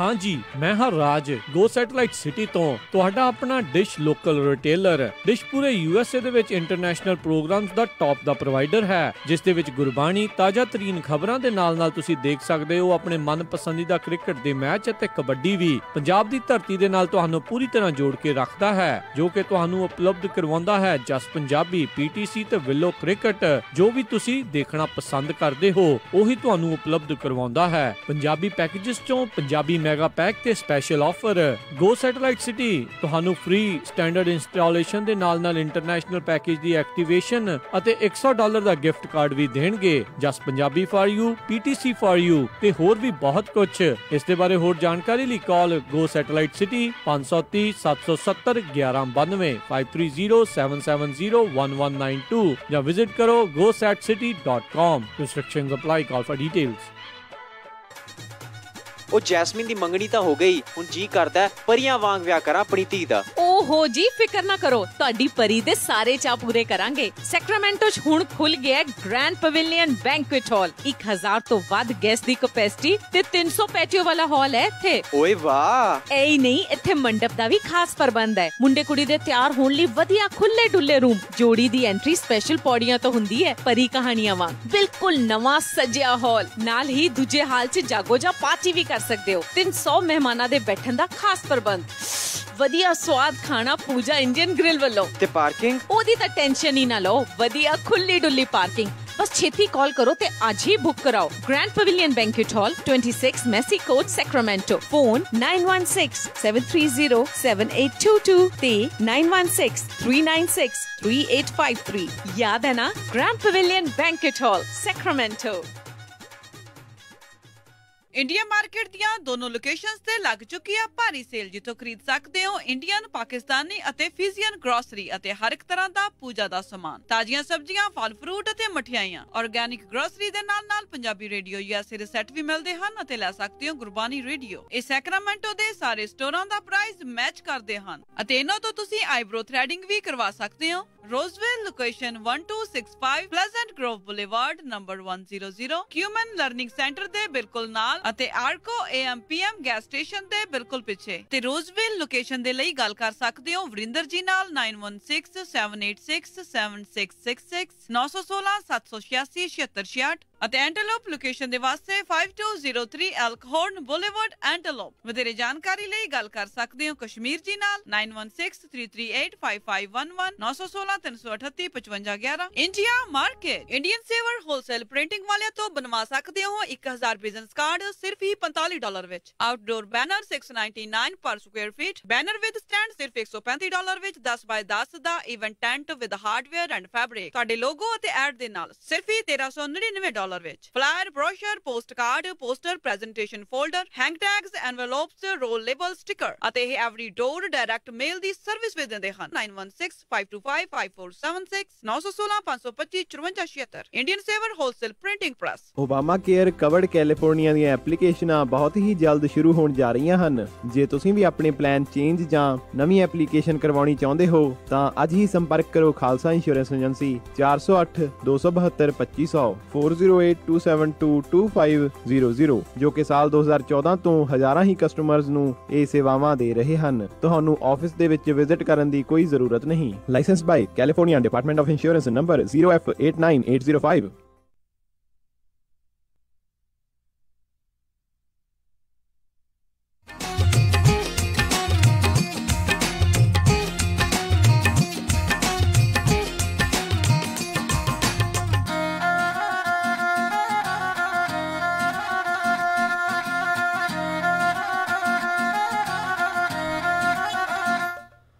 ਪੰਜਾਬੀ ਰੇਡੀਓ USA ਸੁਣ ਰਹੇ ਸਾਰੇ ਸਰੋਤਿਆਂ ਨੂੰ ਇੱਕ ਵਾਰੀ ਫੇਰ ਨਿੱਘੀ ਜੀ ਆਇਆਂ ਨੂੰ। ਸਭ ਦਾ ਸਵਾਗਤ ਹੈ। ਸਰੋਤਿਓ ਪ੍ਰੋਗਰਾਮ ਦੇ ਵਿੱਚ ਪ੍ਰੋਗਰਾਮ ਚੱਲ ਰਿਹਾ ਜੀ ਅਪਡੇਟ ਅਮਰੀਕਾ। ਹਰਜੋਤ ਸਿੰਘ ਜੀ ਆਇਆਂ ਨੂੰ ਸਵਾਗਤ ਹੈ ਜੀ। ਧੰਨਵਾਦ ਜੀ। ਸਰੋਤਿਆਂ ਨੂੰ ਇੱਕ ਵਾਰੀ ਫੇਰ ਜੀ ਆਇਆਂ ਨੂੰ ਤੇ ਬਹੁਤ ਹੀ ਪਿਆਰ ਤੇ ਸਤਿਕਾਰ ਭਰੀ ਸਤਿ ਸ੍ਰੀ ਅਕਾਲ। ਤੇ ਸਰੋਤਿਓ ਅਗਲੀ ਖਬਰ ਵੱਲ ਚੱਲੀਏ, ਜਿਹੜੀ ਨਿਊ ਜਰਸੀ ਦੇ ਵਿੱਚ ਨਿਊ ਜਰਸੀ ਦੇ ਅਟਾਰਨੀ ਜਨਰਲ, ਸਾਨੂੰ ਸਾਰਿਆਂ ਨੂੰ ਪਤਾ ਹੀ ਆ ਵੀ ਆਪਣੇ ਪੰਜਾਬੀ ਨੌਜਵਾਨ ਹੈਗੇ ਆ ਗਰੇਵਾਲ, ਉਹਨਾਂ ਦੇ ਅਗੇਂਸਟ ਇੱਕ ਉੱਥੇ ਬਰਗਨ ਕਾਉਂਟੀ ਆ, ਉਹਨਾਂ ਦੇ ਜਿਹੜੇ ਸ਼ੈਰਿਫ ਆ ਉਹਨਾਂ ਨੇ ਕਾਫੀ ਜਿਹੜੇ ਗਲਤ ਪੁਆਇੰਟ ਕੀਤੇ ਸੀਗੇ। ਇੱਕ ਜਿਹੜੀ ਰਿਕਾਰਡਿੰਗ ਆਈ, ਉਸ ਰਿਕਾਰਡਿੰਗ ਦੇ ਵਿੱਚ ਉਹਨਾਂ ਨੇ ਕਿਹਾ ਵੀ ਜਿਹੜਾ ਨਿਊ ਜਰਸੀ ਦਾ ਗਵਰਨਰ ਆ ਫਿਲ ਮਰਫੀ ਉਸ ਨੇ ਜਿਹੜਾ ਆ ਗੁਰਵੀਰ ਗਰੇਵਾਲ ਨੂੰ ਅਟਾਰਨੀ ਜਨਰਲ ਇਹ ਉਹਦੀ ਕੁਆਲੀਫਿਕੇਸ਼ਨ ਕਰਕੇ ਨਹੀਂ, ਇੱਕ ਤਰ੍ਹਾਂ ਨਾਲ ਵੀ ਟਰਬਨ ਕਰਕੇ ਉਹਨੂੰ ਰੱਖਿਆ ਹੈਗਾ ਆ। ਅਤੇ ਨਾਲ ਦੀ ਨਾਲ ਉਸਨੇ ਕਾਲੇ ਮੂਲ ਦੇ ਲੋਕਾਂ ਦੇ ਉੱਤੇ ਵੀ ਜਿਹੜਾ ਕਾਫੀ ਗਲਤ ਬਿਆਨਬਾਜ਼ੀ ਕੀਤੀ, ਜਿਹਦੇ ਵਿੱਚ ਉਹਨਾਂ ਨੇ ਕਿਹਾ ਵੀ ਇਹ ਜਿਹੜਾ ਸਾਡਾ ਗਵਰਨਰ ਆ ਇਹ ਬਹੁਤ ਲੀਨੀਅੰਟ ਜਿਹੜੇ ਲਾਅ ਬਣਾਉਣਾ ਚਾਹੁੰਦਾ, ਖਾਸ ਕਰਕੇ ਮਾਰਵਾਨਾ ਯੂਜ਼ ਦੇ ਲਈ, ਅਤੇ ਉਹ ਫਿਰ ਇੱਥੇ ਆ ਕੇ ਕਾਫੀ ਗਲਤ ਸ਼ਬਦ ਵਰਤੇ। ਅਤੇ ਇਸੇ ਤਰ੍ਹਾਂ ਜਿਹੜੀ ਲੈਫਟੀਨੈਂਟ ਗਵਰਨਰ ਆ ਨਿਊ ਜਰਸੀ ਦੇ, ਉਹਦੇ ਅਗੇਂਸਟ ਵੀ ਉਸਨੇ ਕਿਹਾ ਵੀ ਉਹ ਜਿਹੜੀ ਆ ਉਹ ਗੇ ਹੈਗੀ ਆ, ਇਸੇ ਕਰਕੇ ਜਿਹੜਾ ਉਹਦਾ ਵਿਆਹ ਨਹੀਂ ਹੋਇਆ। ਸੋ ਸਾਰਾ ਕੁਛ ਇਹ ਰਿਕਾਰਡਿੰਗ ਹੋਇਆ। ਉਹ ਤੋਂ ਬਾਅਦ ਜਦੋਂ ਇਹ ਸਾਰੀ ਰਿਕਾਰਡਿੰਗ ਜਿਹੜਾ ਗੁਰਵੀਰ ਗਰੇਵਾਲ ਉਹਦੇ ਕੋਲ ਵੀ ਪਹੁੰਚੀ, ਉਹਨਾਂ ਨੇ ਕਿਹਾ ਵੀ ਮੈਨੂੰ ਤਾਂ ਇਹ ਤੋਂ ਵੀ ਵੱਧ ਕਮੈਂਟ ਆਉਂਦੇ ਰਹੇ ਆ, ਪਰ ਇਹ ਇੱਕ ਐਡੀ ਉੱਚੀ ਪੋਜੀਸ਼ਨ 'ਤੇ ਹੋਣ ਵਾਲਾ ਪੁਲਿਸ ਆਫਿਸਰ, ਖਾਸ ਕਰਕੇ ਜਿਹੜੀ ਉਹ ਬਰਗਨ ਕਾਉਂਟੀ ਆ ਉੱਥੇ ਹੀ ਇਹ ਪਬਲਿਕ ਪ੍ਰੋਸੀਕਿਊਟਰ ਰਹੇ ਆ ਗੁਰਵੀਰ ਗਰੇਵਾਲ, ਅਤੇ ਉਹਨਾਂ ਦਾ ਰੈਪੂਟੇਸ਼ਨ ਜਿਹੜਾ ਆ ਉੱਥੇ ਜਿਹੜੇ ਜਿੰਨੇ ਵੀ ਆਫਿਸਰਸ ਆ ਉਹਦੇ ਵਿੱਚ ਬਹੁਤ ਵਧੀਆ ਆ। ਭਈ ਉਸ ਆਫਿਸਰ ਵੱਲੋਂ ਇੱਦਾਂ ਦੇ ਕਮੈਂਟ ਕਰਨੇ ਗਲਤ ਆ। ਅਤੇ ਉਸੇ ਟਾਈਮ ਫਿਰ ਜਿਹੜੇ ਨਿਊ ਜਰਸੀ ਦੇ ਗਵਰਨਰ ਆ ਉਹਨਾਂ ਨੇ ਜਿਹੜਾ ਬਰਗਨ ਕਾਉਂਟੀ ਦਾ ਸ਼ੈਰਿਫ ਸੀ ਉਹਨੂੰ ਕਿਹਾ ਵੀ ਤੁਹਾਨੂੰ ਰਿਜ਼ਾਈਨ ਦੇਣਾ ਚਾਹੀਦਾ, ਵੀ ਤੂੰ ਇੱਕ ਤਰ੍ਹਾਂ ਨਾਲ ਆਪਾਂ ਕਹਿ ਸਕਦੇ ਹਾਂ ਵੀ ਹਰ ਇੱਕ ਕਮਿਊਨਿਟੀ ਦੇ ਉਹ ਬੰਦਾ ਉਲਟ ਆ। ਸੋ ਹੁਣ ਉਸ ਨੇ ਜਿਹੜਾ ਰਿਜ਼ਾਈਨ ਦੇ ਦਿੱਤਾ ਹੈਗਾ ਆ। ਸੋ ਬਰਗਨ ਕਾਉਂਟੀ ਦਾ ਸ਼ੈਰਿਫ ਜਿਹੜਾ ਆ ਉਸ ਨੇ ਰਿਜ਼ਾਈਨ ਦੇ ਦਿੱਤਾ ਆ। ਜੀ ਅਗਲੀ ਜਿਹੜੀ ਆਪਾਂ ਖਬਰ ਉਸ ਦੇ ਉੱਤੇ ਨਜ਼ਰ ਮਾਰਦੇ ਹਾਂ। ਕੱਲ੍ਹ ਜਿਹੜੀ ਚਰਚਾਵਾਂ ਚੱਲ ਰਹੀਆਂ ਸੀਗੀਆਂ ਵੀ ਡਿਪਟੀ ਅਟਾਰਨੀ ਜਨਰਲ ਰੌਡ ਰੋਜ਼ਨਟਾਈਨ ਜਿਹੜੇ ਆ ਉਹਨਾਂ ਦੀ ਛੁੱਟੀ ਜਿਹੜੀ ਆ ਉਹ ਕੀਤੀ ਜਾ ਸਕਦੀ ਆ, ਪਰ ਕੱਲ੍ਹ ਵਾਈਟ ਹਾਊਸ ਦੇ ਵਿੱਚ ਮੀਟਿੰਗ ਹੋਣ ਤੋਂ ਬਾਅਦ ਦੇ ਵਿੱਚ ਇਹ ਗੱਲ ਸਾਹਮਣੇ ਆਈ ਆ ਵੀ ਹਾਲ ਦੀ ਘੜੀ ਰੌਡ ਰੋਜ਼ਨਟਾਈਨ ਆ ਉਹਨਾਂ ਨੂੰ ਉਹਨਾਂ ਦੇ ਅਹੁਦੇ ਦੇ ਉੱਤੇ ਰਹਿਣ ਦਿੱਤਾ ਜਾਵੇਗਾ, ਅਤੇ ਆਉਂਦੇ ਵੀਰਵਾਰ ਨੂੰ ਉਹਨਾਂ ਦੀ ਮੀਟਿੰਗ ਡੋਨਲਡ ਟਰੰਪ ਰਾਸ਼ਟਰਪਤੀ ਦੇ ਨਾਲ ਜਿਹੜੀ ਆ ਉਹ ਹੋਣ ਜਾ ਰਹੀ ਆ। ਐਂਡਰਿਊ ਮੈਕੇਬ ਨੇ ਪਿਛਲੇ ਦਿਨਾਂ ਦੇ ਵਿੱਚ ਵੀਕਐਂਡ ਦੇ ਵਿੱਚ ਇੱਕ ਜਿਹੜਾ ਖੁਲਾਸਾ ਜਿਹੜਾ ਕੀਤਾ ਸੀਗਾ ਵੀ ਇਸ ਤਰੀਕੇ ਦੇ ਨਾਲ ਇਹ ਗੱਲ ਕਰ ਰਹੇ ਸੀਗੇ ਵੀ ਉਹ ਡੋਨਲਡ ਟਰੰਪ ਦੇ ਖਿਲਾਫ 25th ਅਮੈਂਡਮੈਂਟ ਜਿਹੜੀ ਆ ਉਸ ਨੂੰ ਇਨਵੋਕ ਜਿਹੜੀ ਕਰ ਸਕਦੇ ਆ, ਜਿਹੜੀ ਕਿ ਇੰਪੀਚਮੈਂਟ ਦੇ ਲਈ ਹੁੰਦੀ ਆ, ਜਿਸ ਨੂੰ ਉਹਨਾਂ ਨੇ ਸਿਰੇ ਤੋਂ ਖਾਰਜ ਕਰ ਦਿੱਤਾ ਸੀ ਰੌਡ ਰੋਜ਼ਨਟਾਈਨ ਨੇ। ਅਤੇ ਹੁਣ ਉਸ ਤੋਂ ਬਾਅਦ ਦੇ ਵਿੱਚ ਇਹਨਾਂ ਦੇ ਅਸਤੀਫੇ ਦੀ ਜਾਂ ਇਹਨਾਂ ਨੂੰ ਫਾਇਰ ਕਰਨ ਦੀ ਗੱਲ ਚੱਲੀ ਸੀ, ਅਤੇ ਹੁਣ ਇਹੀ ਵਾਈਟ ਹਾਊਸ ਦੇ ਵੱਲੋਂ ਇਸ਼ਾਰਾ ਜਿਹੜਾ ਆ ਉਹ ਆ ਰਿਹਾ ਆ ਵੀ ਉਹ ਉਹਨਾਂ ਨੂੰ ਹਾਲ ਦੀ ਘੜੀ ਆਪਣੇ ਅਹੁਦੇ ਦੇ ਉੱਤੇ ਬਣੇ ਰਹਿਣ ਦਿੱਤੇ ਜਾਣਗੇ। ਸਭ ਨੂੰ ਦੱਸਦੇ ਜਾਈਏ ਵੀ ਇਹ ਜਿਹੜੇ ਡਿਪਟੀ ਅਟਾਰਨੀ ਜਨਰਲ ਹੁੰਦੇ ਆ ਜਾਂ ਅਟਾਰਨੀ ਜਨਰਲ ਹੁੰਦੇ ਆ ਜਾਂ ਹੋਰ ਜਿੰਨੇ ਵੀ ਸੈਕਟਰੀ ਵੱਖ-ਵੱਖ ਕੈਬਨਿਟ ਮਿਨਿਸਟਰੀਆਂ ਆ, ਇਹ ਜਿਹੜਾ ਵੀ ਰਾਸ਼ਟਰਪਤੀ ਹੁੰਦਾ ਆ ਉਹਨਾਂ ਦੇ ਹੀ ਆਪਣੇ ਬੰਦੇ ਜਿਹੜੇ ਆ ਉਹ ਰੱਖੇ ਜਾਂਦੇ ਆ ਬੇਸਿਕਲੀ, ਤਾਂ ਜੋ ਪ੍ਰਸ਼ਾਸਨ ਦੇ ਵਿੱਚ ਇੱਕੋ ਸੋਚ ਵਾਲੇ ਮਿਲਦੇ ਜੁਲਦੇ ਬੰਦੇ ਬਣਾ ਕੇ ਉਹ ਆਪਣਾ ਜਿਹੜਾ ਕੰਮ ਆ ਉਹ ਇਕੱਠਿਆਂ ਕਰ ਸਕਣ। ਪਰ over a period of time ਇੱਦਾਂ ਹੁੰਦਾ ਹੈ ਹਰਜੋਤ ਸਿੰਘ ਜੀ ਵੀ ਕਿਸੇ ਦੇ ਵਿਚਾਰ ਕਿਸੇ ਨਾ ਕਿਸੇ ਚੀਜ਼ ਦੇ ਉੱਤੇ ਮਤਭੇਦ ਜਿਹੜੇ ਆ ਉਹ ਬਣ ਜਾਂਦੇ ਨੇ, ਅਤੇ ਕਈ ਵਾਰੀ ਕੋਈ ਇੰਨੇ ਲੰਬੇ ਸਮੇਂ ਦੇ ਉੱਤੇ ਉੱਥੇ ਰਹਿ ਜਾਂਦਾ ਆ ਵੀ ਫਿਰ ਉਹਨਾਂ ਨੂੰ ਉੱਥੇ ਉਸੇ ਪੋਜੀਸ਼ਨ ਦੇ ਉੱਤੇ ਰਹਿਣ ਦਿੱਤਾ ਜਾਂਦਾ। ਕਿਉਂਕਿ ਜੇ ਯਾਦ ਹੋਵੇ, ਸਭ ਨੂੰ ਯਾਦ ਦਵਾਈਏ ਤਾਂ ਇਹਨਾਂ ਨੂੰ ਜਿਹੜੇ ਪ੍ਰੈਜ਼ੀਡੈਂਟ ਬੁਸ਼ ਆ ਉਹਨਾਂ ਨੇ ਹੀ ਜਿਹੜੀ ਸਹੁੰ ਚੁਕਾਈ ਸੀ, ਉਹਨਾਂ ਨੇ ਹੀ ਇਸ ਅਹੁਦੇ ਦੇ ਉੱਤੇ ਜਿਹੜਾ ਉਹ ਲੈ ਕੇ ਆਂਦਾ ਸੀਗਾ। ਅਟਾਰਨੀ ਜਨਰਲ ਜ਼ਰੂਰ ਜਿਹੜੇ ਆ ਉਹ ਬਦਲਦੇ ਰਹੇ ਨੇ, ਚਾਹੇ ਉਹ ਐਰਿਕ ਹੋਲਡਰ ਰਹੇ ਹੋਣ, ਹੁਣ ਜੈਫ ਸੈਸ਼ਨ ਆ, ਅਤੇ ਆਉਣ ਵਾਲੇ ਸਮੇਂ 'ਚ ਪਤਾ ਨਹੀਂ ਕੌਣ ਜਿਹੜਾ ਉਹ ਬਣਾਇਆ ਜਾ ਸਕਦਾ ਆ, ਪਰ ਇਹ ਕਾਫੀ ਲੰਬੇ ਸਮੇਂ ਤੋਂ ਜਿਹੜੇ ਰਹੇ ਨੇ ਅਤੇ ਖੁਦ ਵੀ ਇੱਕ ਰਿਪਬਲਿਕਨ ਨੇ। ਪਰ ਰਾਈਟ ਨਾਓ ਇਹਨਾਂ ਦੇ ਕਾਫੀ ਮਤਭੇਦ ਜਿਹੜੇ ਆ ਉਹ ਰਾਸ਼ਟਰਪਤੀ ਟਰੰਪ ਜਾਂ ਉਹਨਾਂ ਦੀ ਕਾਰਜਸ਼ੈਲੀ ਦੇ ਨਾਲ ਜਿਹੜੇ ਆ ਉਹ ਚੱਲ ਰਹੇ ਨੇ। ਜੀ ਅਗਲੀ ਖਬਰ ਵੱਲ ਚੱਲੀਏ। ਇੱਕ ਬੜੀ ਹੈਰਾਨ ਖਬਰ ਆ ਰਹੀ ਆ, ਕਹਿੰਦੇ ਪਈ ਇਮੀਗ੍ਰੇਸ਼ਨ ਵੱਲੋਂ ਆਈਸ ਵੱਲੋਂ ਜਿਹੜੇ ਅਨਡਾਕੂਮੈਂਟਡ ਲੋਕ ਫੜੇ ਜਾਂਦੇ ਆ ਉਹਨਾਂ ਨੂੰ ਕਿਹਾ ਜਾਂਦਾ ਆ ਵੀ ਜਾਂ ਤਾਂ ਤੁਹਾਡੇ ਕੋਲ ਦੋ ਹੀ ਆਪਸ਼ਨ ਆ, ਤੁਹਾਨੂੰ ਜਿਹੜਾ ਡਿਪੋਰਟ ਕੀਤਾ ਜਾਊਗਾ ਅਤੇ ਜਾਂ ਫਿਰ ਤੁਸੀਂ ਆਈਸ ਦੇ ਲਈ ਇਨਫੋਰਮਰ ਬਣ ਜਾਓ। ਇਹ ਜਿਹੜੀ ਉਦਾਹਰਨ ਆਈ ਹੈਗੀ ਆ, ਕਾਰਲੋਸ ਰੋਏਡਾ ਕਰੂਜ਼ ਨਾਮ ਦਾ ਬੰਦਾ, ਇਹ ਕਹਿੰਦੇ ਪਈ ਮਾਰਚ 2017 ਦੇ ਵਿੱਚ ਸੈਕਰਾਮੈਂਟੋ 'ਚ ਇਹ ਆਪਣੇ ਇੱਕ ਪਿਕਅਪ ਟਰੱਕ 'ਤੇ ਜਾ ਰਿਹਾ ਸੀ, ਅਤੇ ਜਦੋਂ ਪਿੱਛੋਂ ਜਿਹੜੀਆਂ ਲਾਈਟਾਂ ਆ ਉਹ ਫਲੈਸ਼ ਹੋਣੀਆਂ ਸ਼ੁਰੂ ਹੋਈਆਂ ਅਤੇ ਉਹਨੇ ਸੋਚਿਆ ਵੀ ਸ਼ਾਇਦ ਪੁਲਿਸ ਵਾਲੇ ਆ ਕੋਈ ਟਿਕਟ ਟੁਕਟ ਨਾ ਦੇਣੀ ਹੋਵੇ, ਕੁਛ ਅਸੀਂ ਮਿਸ ਕਰ ਗਏ ਹੋਂ। ਅਤੇ ਪਰ ਜਦੋਂ ਉਹਨਾਂ ਨੇ ਲਾਗੇ ਆ ਕੇ ਉਹਨੂੰ ਕਿਹਾ ਵੀ ਬਾਹਰ ਆ ਜਾ ਵੀ ਤੈਨੂੰ ਤਾਂ ਅਸੀਂ ਲੱਭਦੇ ਹੀ ਹਾਂ, ਕਿਉਂਕਿ ਉਹ ਅਨਡਾਕੂਮੈਂਟਡ ਹੈਗਾ ਆ। ਉਸ ਤੋਂ ਬਾਅਦ ਉਹਨੂੰ ਅਰੈਸਟ ਕਰਕੇ ਜਿਹੜੇ ਆ ਉਹ ਆਈਸ ਵਾਲੇ ਆਪਣੇ ਆਫਿਸ ਦੇ ਵਿੱਚ ਲੈ ਗਏ। ਉੱਥੇ ਜਾ ਕੇ ਉਹਨਾਂ ਨੇ ਕਲੀਅਰਲੀ ਕਿਹਾ ਵੀ ਤੇਰੇ ਕੋਲ 2 ਹੀ ਆਪਸ਼ਨ ਆ, ਜਾਂ ਤਾਂ ਤੈਨੂੰ ਰਾਈਟ ਵੇ ਡਿਪੋਰਟ ਕਰ ਦਈਏ ਅਤੇ ਜਾਂ ਤੈਨੂੰ ਜਿਹੜਾ ਆ ਇਨਫੋਰਮਰ ਬਣਨਾ ਪਊਗਾ, ਸਾਨੂੰ ਦੱਸਣਾ ਪਊਗਾ ਵੀ ਕਿਹੜੇ ਕਿਹੜੇ ਲੋਕ ਇਸ ਏਰੀਏ ਦੇ ਵਿੱਚ ਅਨਡਾਕੂਮੈਂਟਡ ਹੈਗੇ ਆ, ਅਤੇ ਤੈਨੂੰ ਹਰ ਮਹੀਨੇ ਇੱਥੇ ਆ ਕੇ ਹਾਜ਼ਰੀ ਜਿਹੜੀ ਆ ਉਹ ਲਵਾਉਣੀ ਪਊਗੀ, ਅਤੇ ਉਸ ਹਾਜ਼ਰੀ ਦੇ ਵਿੱਚ ਜਿਹੜੀ ਲਿਸਟ ਆ ਲੋਕਾਂ ਦੀ ਉਹ ਲਿਆਉਣੀ ਪਊਗੀ ਵੀ ਕਿਹੜੇ ਕਿਹੜੇ ਲੋਕ ਜਿਹੜੇ ਅਨਡਾਕੂਮੈਂਟਡ ਹੈਗੇ ਆ, ਜਿਨ੍ਹਾਂ ਦੀ ਕਿਸੇ ਤਰ੍ਹਾਂ ਦੀ ਕ੍ਰਿਮੀਨਲ ਹਿਸਟਰੀ ਹੈਗੀ ਆ, ਕੋਈ ਡਰੰਕ ਡਰਾਈਵਿੰਗ ਕਰਦੇ ਹੈਗੇ ਆ। ਸੋ ਇਹ ਜਿਹੜੀ ਖਬਰ ਆ ਇਹ ਸੈਕਰਾਮੈਂਟੋ ਤੋਂ ਆਈ ਹੈਗੀ ਆ, ਅਤੇ ਇੰਟਰਸੈਪਟ ਨਾਮ ਦੇ ਇੱਕ ਮੈਗਜ਼ੀਨ ਆ ਜਿਹੜਾ ਉਹਨਾਂ ਨੇ ਪੂਰੀ ਡਿਟੇਲ ਦੇ ਵਿੱਚ ਜਿਹੜੀ ਇਹ ਨਿਊਜ਼ ਛਾਪੀ ਆ ਵੀ ਕਿਸ ਤਰ੍ਹਾਂ ਜਿਹੜੇ ਆਈਸ ਵਾਲੇ ਆ ਉਹ ਹੁਣ ਇਹ ਗਲਤ ਕੰਮ ਜਿੱਦਾਂ ਯੂਜ਼ ਕਰਕੇ ਇਹ ਜਿਹੜਾ ਆ ਲੋਕਾਂ ਤੋਂ ਇਨਫੋਰਮੇਸ਼ਨ ਲੈਣਾ ਚਾਹੁੰਦੇ ਆ, ਡਰਾ ਧਮਕਾ ਕੇ ਵੀ ਜਿਹੜੇ ਅਨਡਾਕੂਮੈਂਟਡ ਲੋਕ ਆ ਉਹਨਾਂ ਨੂੰ ਅਰੈਸਟ ਕੀਤਾ ਜਾ ਸਕੇ। ਜੀ ਅਗਲੀ ਜਿਹੜੀ ਖਬਰ ਉਸ ਦੇ ਉੱਤੇ ਨਜ਼ਰ ਆਪਾਂ ਬਣਾਉਂਦੇ ਹਾਂ। ਨਿਊਜ਼ੀਲੈਂਡ ਦੀ ਪ੍ਰਾਈਮ ਮਿਨਿਸਟਰ ਜਿਹੜੀ ਆ ਉਹਨਾਂ ਦੇ ਬੱਚੇ ਨੇ ਵੀ US ਅਸੈਂਬਲੀ ਦੇ ਵਿੱਚ ਇੱਕ ਇਤਿਹਾਸ ਜਿਹੜਾ ਉਹ ਰਚਿਆ ਆ। ਕਹਿੰਦੇ ਵੀ ਜਿਹੜੀ ਯੰਗੈਸਟ ਪ੍ਰੀਮੀਅਰ ਜਿਹਨੂੰ ਫਸਟ ਚਾਈਲਡ ਵੀ ਜਿਹੜਾ ਉਹਨਾਂ ਦਾ ਕਿਹਾ ਜਾ ਰਿਹਾ ਆ, ਅਤੇ ਬੜੀ ਅਚੰਭੇ ਵਾਲੀ ਗੱਲ ਵੀ ਆ, ਨਿਊਜ਼ੀਲੈਂਡ ਦੀ ਜਿਹੜੀ ਪ੍ਰਾਈਮ ਮਿਨਿਸਟਰ ਜੈਸਿੰਡਾ ਆਰਡਨ ਆ ਉਸ ਨੇ ਕੰਮ ਕਰਦੇ ਹੋਏ ਜਦੋਂ ਗਰਭਵਤੀ ਸੀਗੀ ਅਤੇ ਉਹਦੇ ਆਫਿਸ ਦੇ ਵਿੱਚ ਹੀ ਉਸਦੇ ਬੱਚੇ ਦਾ ਕਹਿੰਦੇ ਆ ਉਹ ਜਨਮ ਹੋਇਆ ਸੀ, ਅਤੇ ਹੁਣ 3 ਮਹੀਨਾ ਦੇ ਬੱਚੇ ਨੂੰ ਲੈ ਕੇ ਉਹ US ਅਸੈਂਬਲੀ ਦਾ ਜਿਹੜਾ ਸੈਸ਼ਨ ਇਸ ਟਾਈਮ ਚੱਲ ਰਿਹਾ ਆ ਉਸ ਦੇ ਵਿੱਚ ਉਹ ਪਹੁੰਚੇ ਹੋਏ ਨੇ। ਸੋ ਇਹ ਕਹਿੰਦੇ ਦੂਜੀ ਐਸੀ ਕਿਸੇ ਮੁਲਕ ਦੀ ਜਿਹੜੀ ਕਹਿ ਲਓ ਵੀ ਔਰਤ ਹੋ ਰਹੀ ਆ ਜਿਹੜੀ ਲੀਡਰ ਆ ਜਿਸ ਨੇ ਇਹਦਾ ਜਨਮ ਦਿੱਤਾ। ਇਸ ਤੋਂ ਪਹਿਲਾਂ ਪਾਕਿਸਤਾਨ ਦੀ ਬੇਨਜ਼ੀਰ ਭੁੱਟੋ ਨੇ ਵੀ ਆਫਿਸ ਦੇ ਦੌਰਾਨ ਹੀ ਜਿਹੜਾ ਕੰਮ ਕਾਰਜ ਕਰਦੇ ਦੌਰਾਨ ਹੀ ਜਿਹੜਾ ਉਹ ਜਨਮ ਦਿੱਤਾ ਸੀਗਾ। ਸੋ ਇਹ ਕਾਫੀ ਇੱਕ ਵੱਡੀ ਗੱਲ ਆ। ਕਹਿੰਦੇ ਵੀ ਉਸ ਨੂੰ ਜਿਹੜੀ 6 ਹਫ਼ਤੇ ਦੀ ਮੈਟਰਨਿਟੀ ਲੀਵ ਵੀ ਮਿਲਣੀ ਸੀ ਉਹ ਵੀ ਉਸਨੇ ਜਿਹੜੀ ਉਹ ਨਹੀਂ ਲਈ।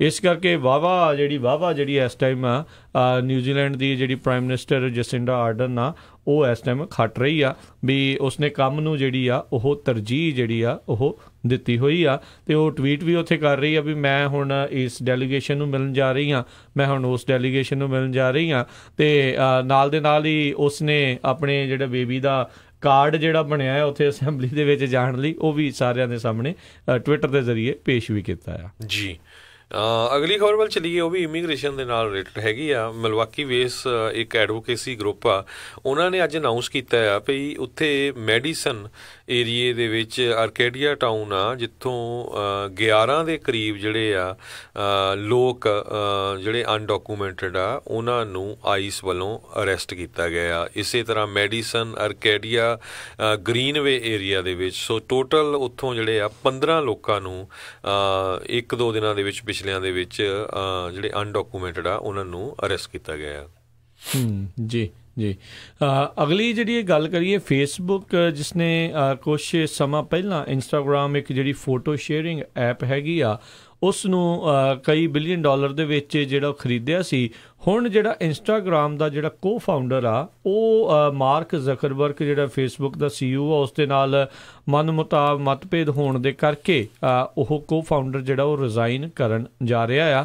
ਇਨਫੈਕਟ ਇੱਕ ਨਹੀਂ, ਜਿਹੜੇ ਕੈਵਿਨ ਸਿਸਟਰੋਮ ਤੇ ਮਾਈਕ ਕ੍ਰੀਗਰ ਨਾਂ ਦੇ ਜਿਹੜੇ ਫਾਊਂਡਰਸ ਹੈਗੇ ਨੇ, ਕੋ ਫਾਊਂਡਰਸ ਨੇ ਇੰਸਟਾਗ੍ਰਾਮ ਫੋਟੋ ਸ਼ੇਅਰਿੰਗ ਐਪ ਦੇ, ਉਹ ਹੁਣ ਕੰਪਨੀ ਨੂੰ ਛੱਡ ਰਹੇ ਨੇ।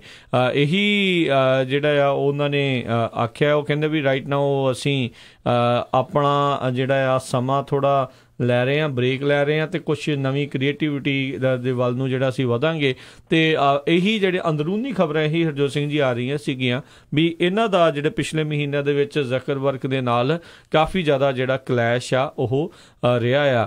ਇਹੀ ਨਹੀਂ, ਫੇਸਬੁੱਕ ਦੇ ਇਸ ਸਾਲ ਦੇ ਵਿੱਚ ਕਈ ਟੌਪ ਐਗਜ਼ੀਕਿਊਟਿਵਸ ਜਿਹੜੇ ਆ ਉਹ ਛੱਡ ਚੁੱਕੇ ਨੇ, ਜਿਨ੍ਹਾਂ ਵਿੱਚ WhatsApp ਦਾ CEO ਜਿਹੜਾ ਆ ਉਹ ਵੀ ਛੱਡ ਚੁੱਕਾ ਹੈਗਾ ਆ, ਅਤੇ ਨਾਲ ਹੀ ਪਾਲਿਸੀ ਅਤੇ ਕਮਿਊਨੀਕੇਸ਼ਨ ਦਾ ਜਿਹੜਾ ਆ ਉਹ ਵੀ ਉਹਨਾਂ ਦਾ ਹੈੱਡ ਸੀਗਾ, ਉਹਨੇ ਵੀ ਜਿਹੜਾ ਉਹ ਛੱਡ ਦਿੱਤਾ ਆ। ਸੋ 2012 ਦੇ ਵਿੱਚ $1 ਬਿਲੀਅਨ ਦੀ ਜਿਹੜੀ ਆ ਫੇਸਬੁੱਕ ਨੇ ਖਰੀਦਿਆ ਸੀਗਾ ਇੰਸਟਾਗ੍ਰਾਮ ਨੂੰ। ਸੋ ਇਸ ਟਾਈਮ 1 ਬਿਲੀਅਨ ਤੋਂ ਵੱਧ ਯੂਜ਼ਰ ਜਿਹੜੇ ਆ ਉਹ ਇੰਸਟਾਗ੍ਰਾਮ ਦੇ ਦੱਸੇ ਜਾ ਰਹੇ ਨੇ। ਸੋ ਸਨੈਪਚੈਟ ਤੋਂ ਹੁਣ ਕਹਿੰਦੇ ਆ ਵੀ ਥੋੜ੍ਹਾ ਜਿਹਾ ਉਹ ਅੱਗੇ ਹੌਲੀ ਹੌਲੀ ਲੰਘ ਰਹੀ ਆ, ਅਤੇ ਸਨੈਪਚੈਟ ਨੂੰ ਵੀ ਇਹਨਾਂ ਨੇ ਖਰੀਦਣ ਦੀ ਜਿਹੜੀ ਕਾਫੀ ਕੋਸ਼ਿਸ਼ ਕੀਤੀ ਸੀ ਫੇਸਬੁੱਕ ਨੇ, ਪਰ ਉਸ ਦਾ ਜਿਹੜਾ CEO ਹਾਲ ਦੀ ਘੜੀ ਜਿਹੜਾ ਮੰਨਿਆ ਨਹੀਂ, ਪਰ ਇਸ ਟਾਈਮ ਇਹ ਦੱਸਿਆ ਜਾ ਰਿਹਾ ਵੀ ਸਨੈਪਚੈਟ ਘਾਟੇ ਦੇ ਵਿੱਚ ਜਿਹੜੀ ਆ ਉਹ ਚੱਲ ਰਹੀ ਆ।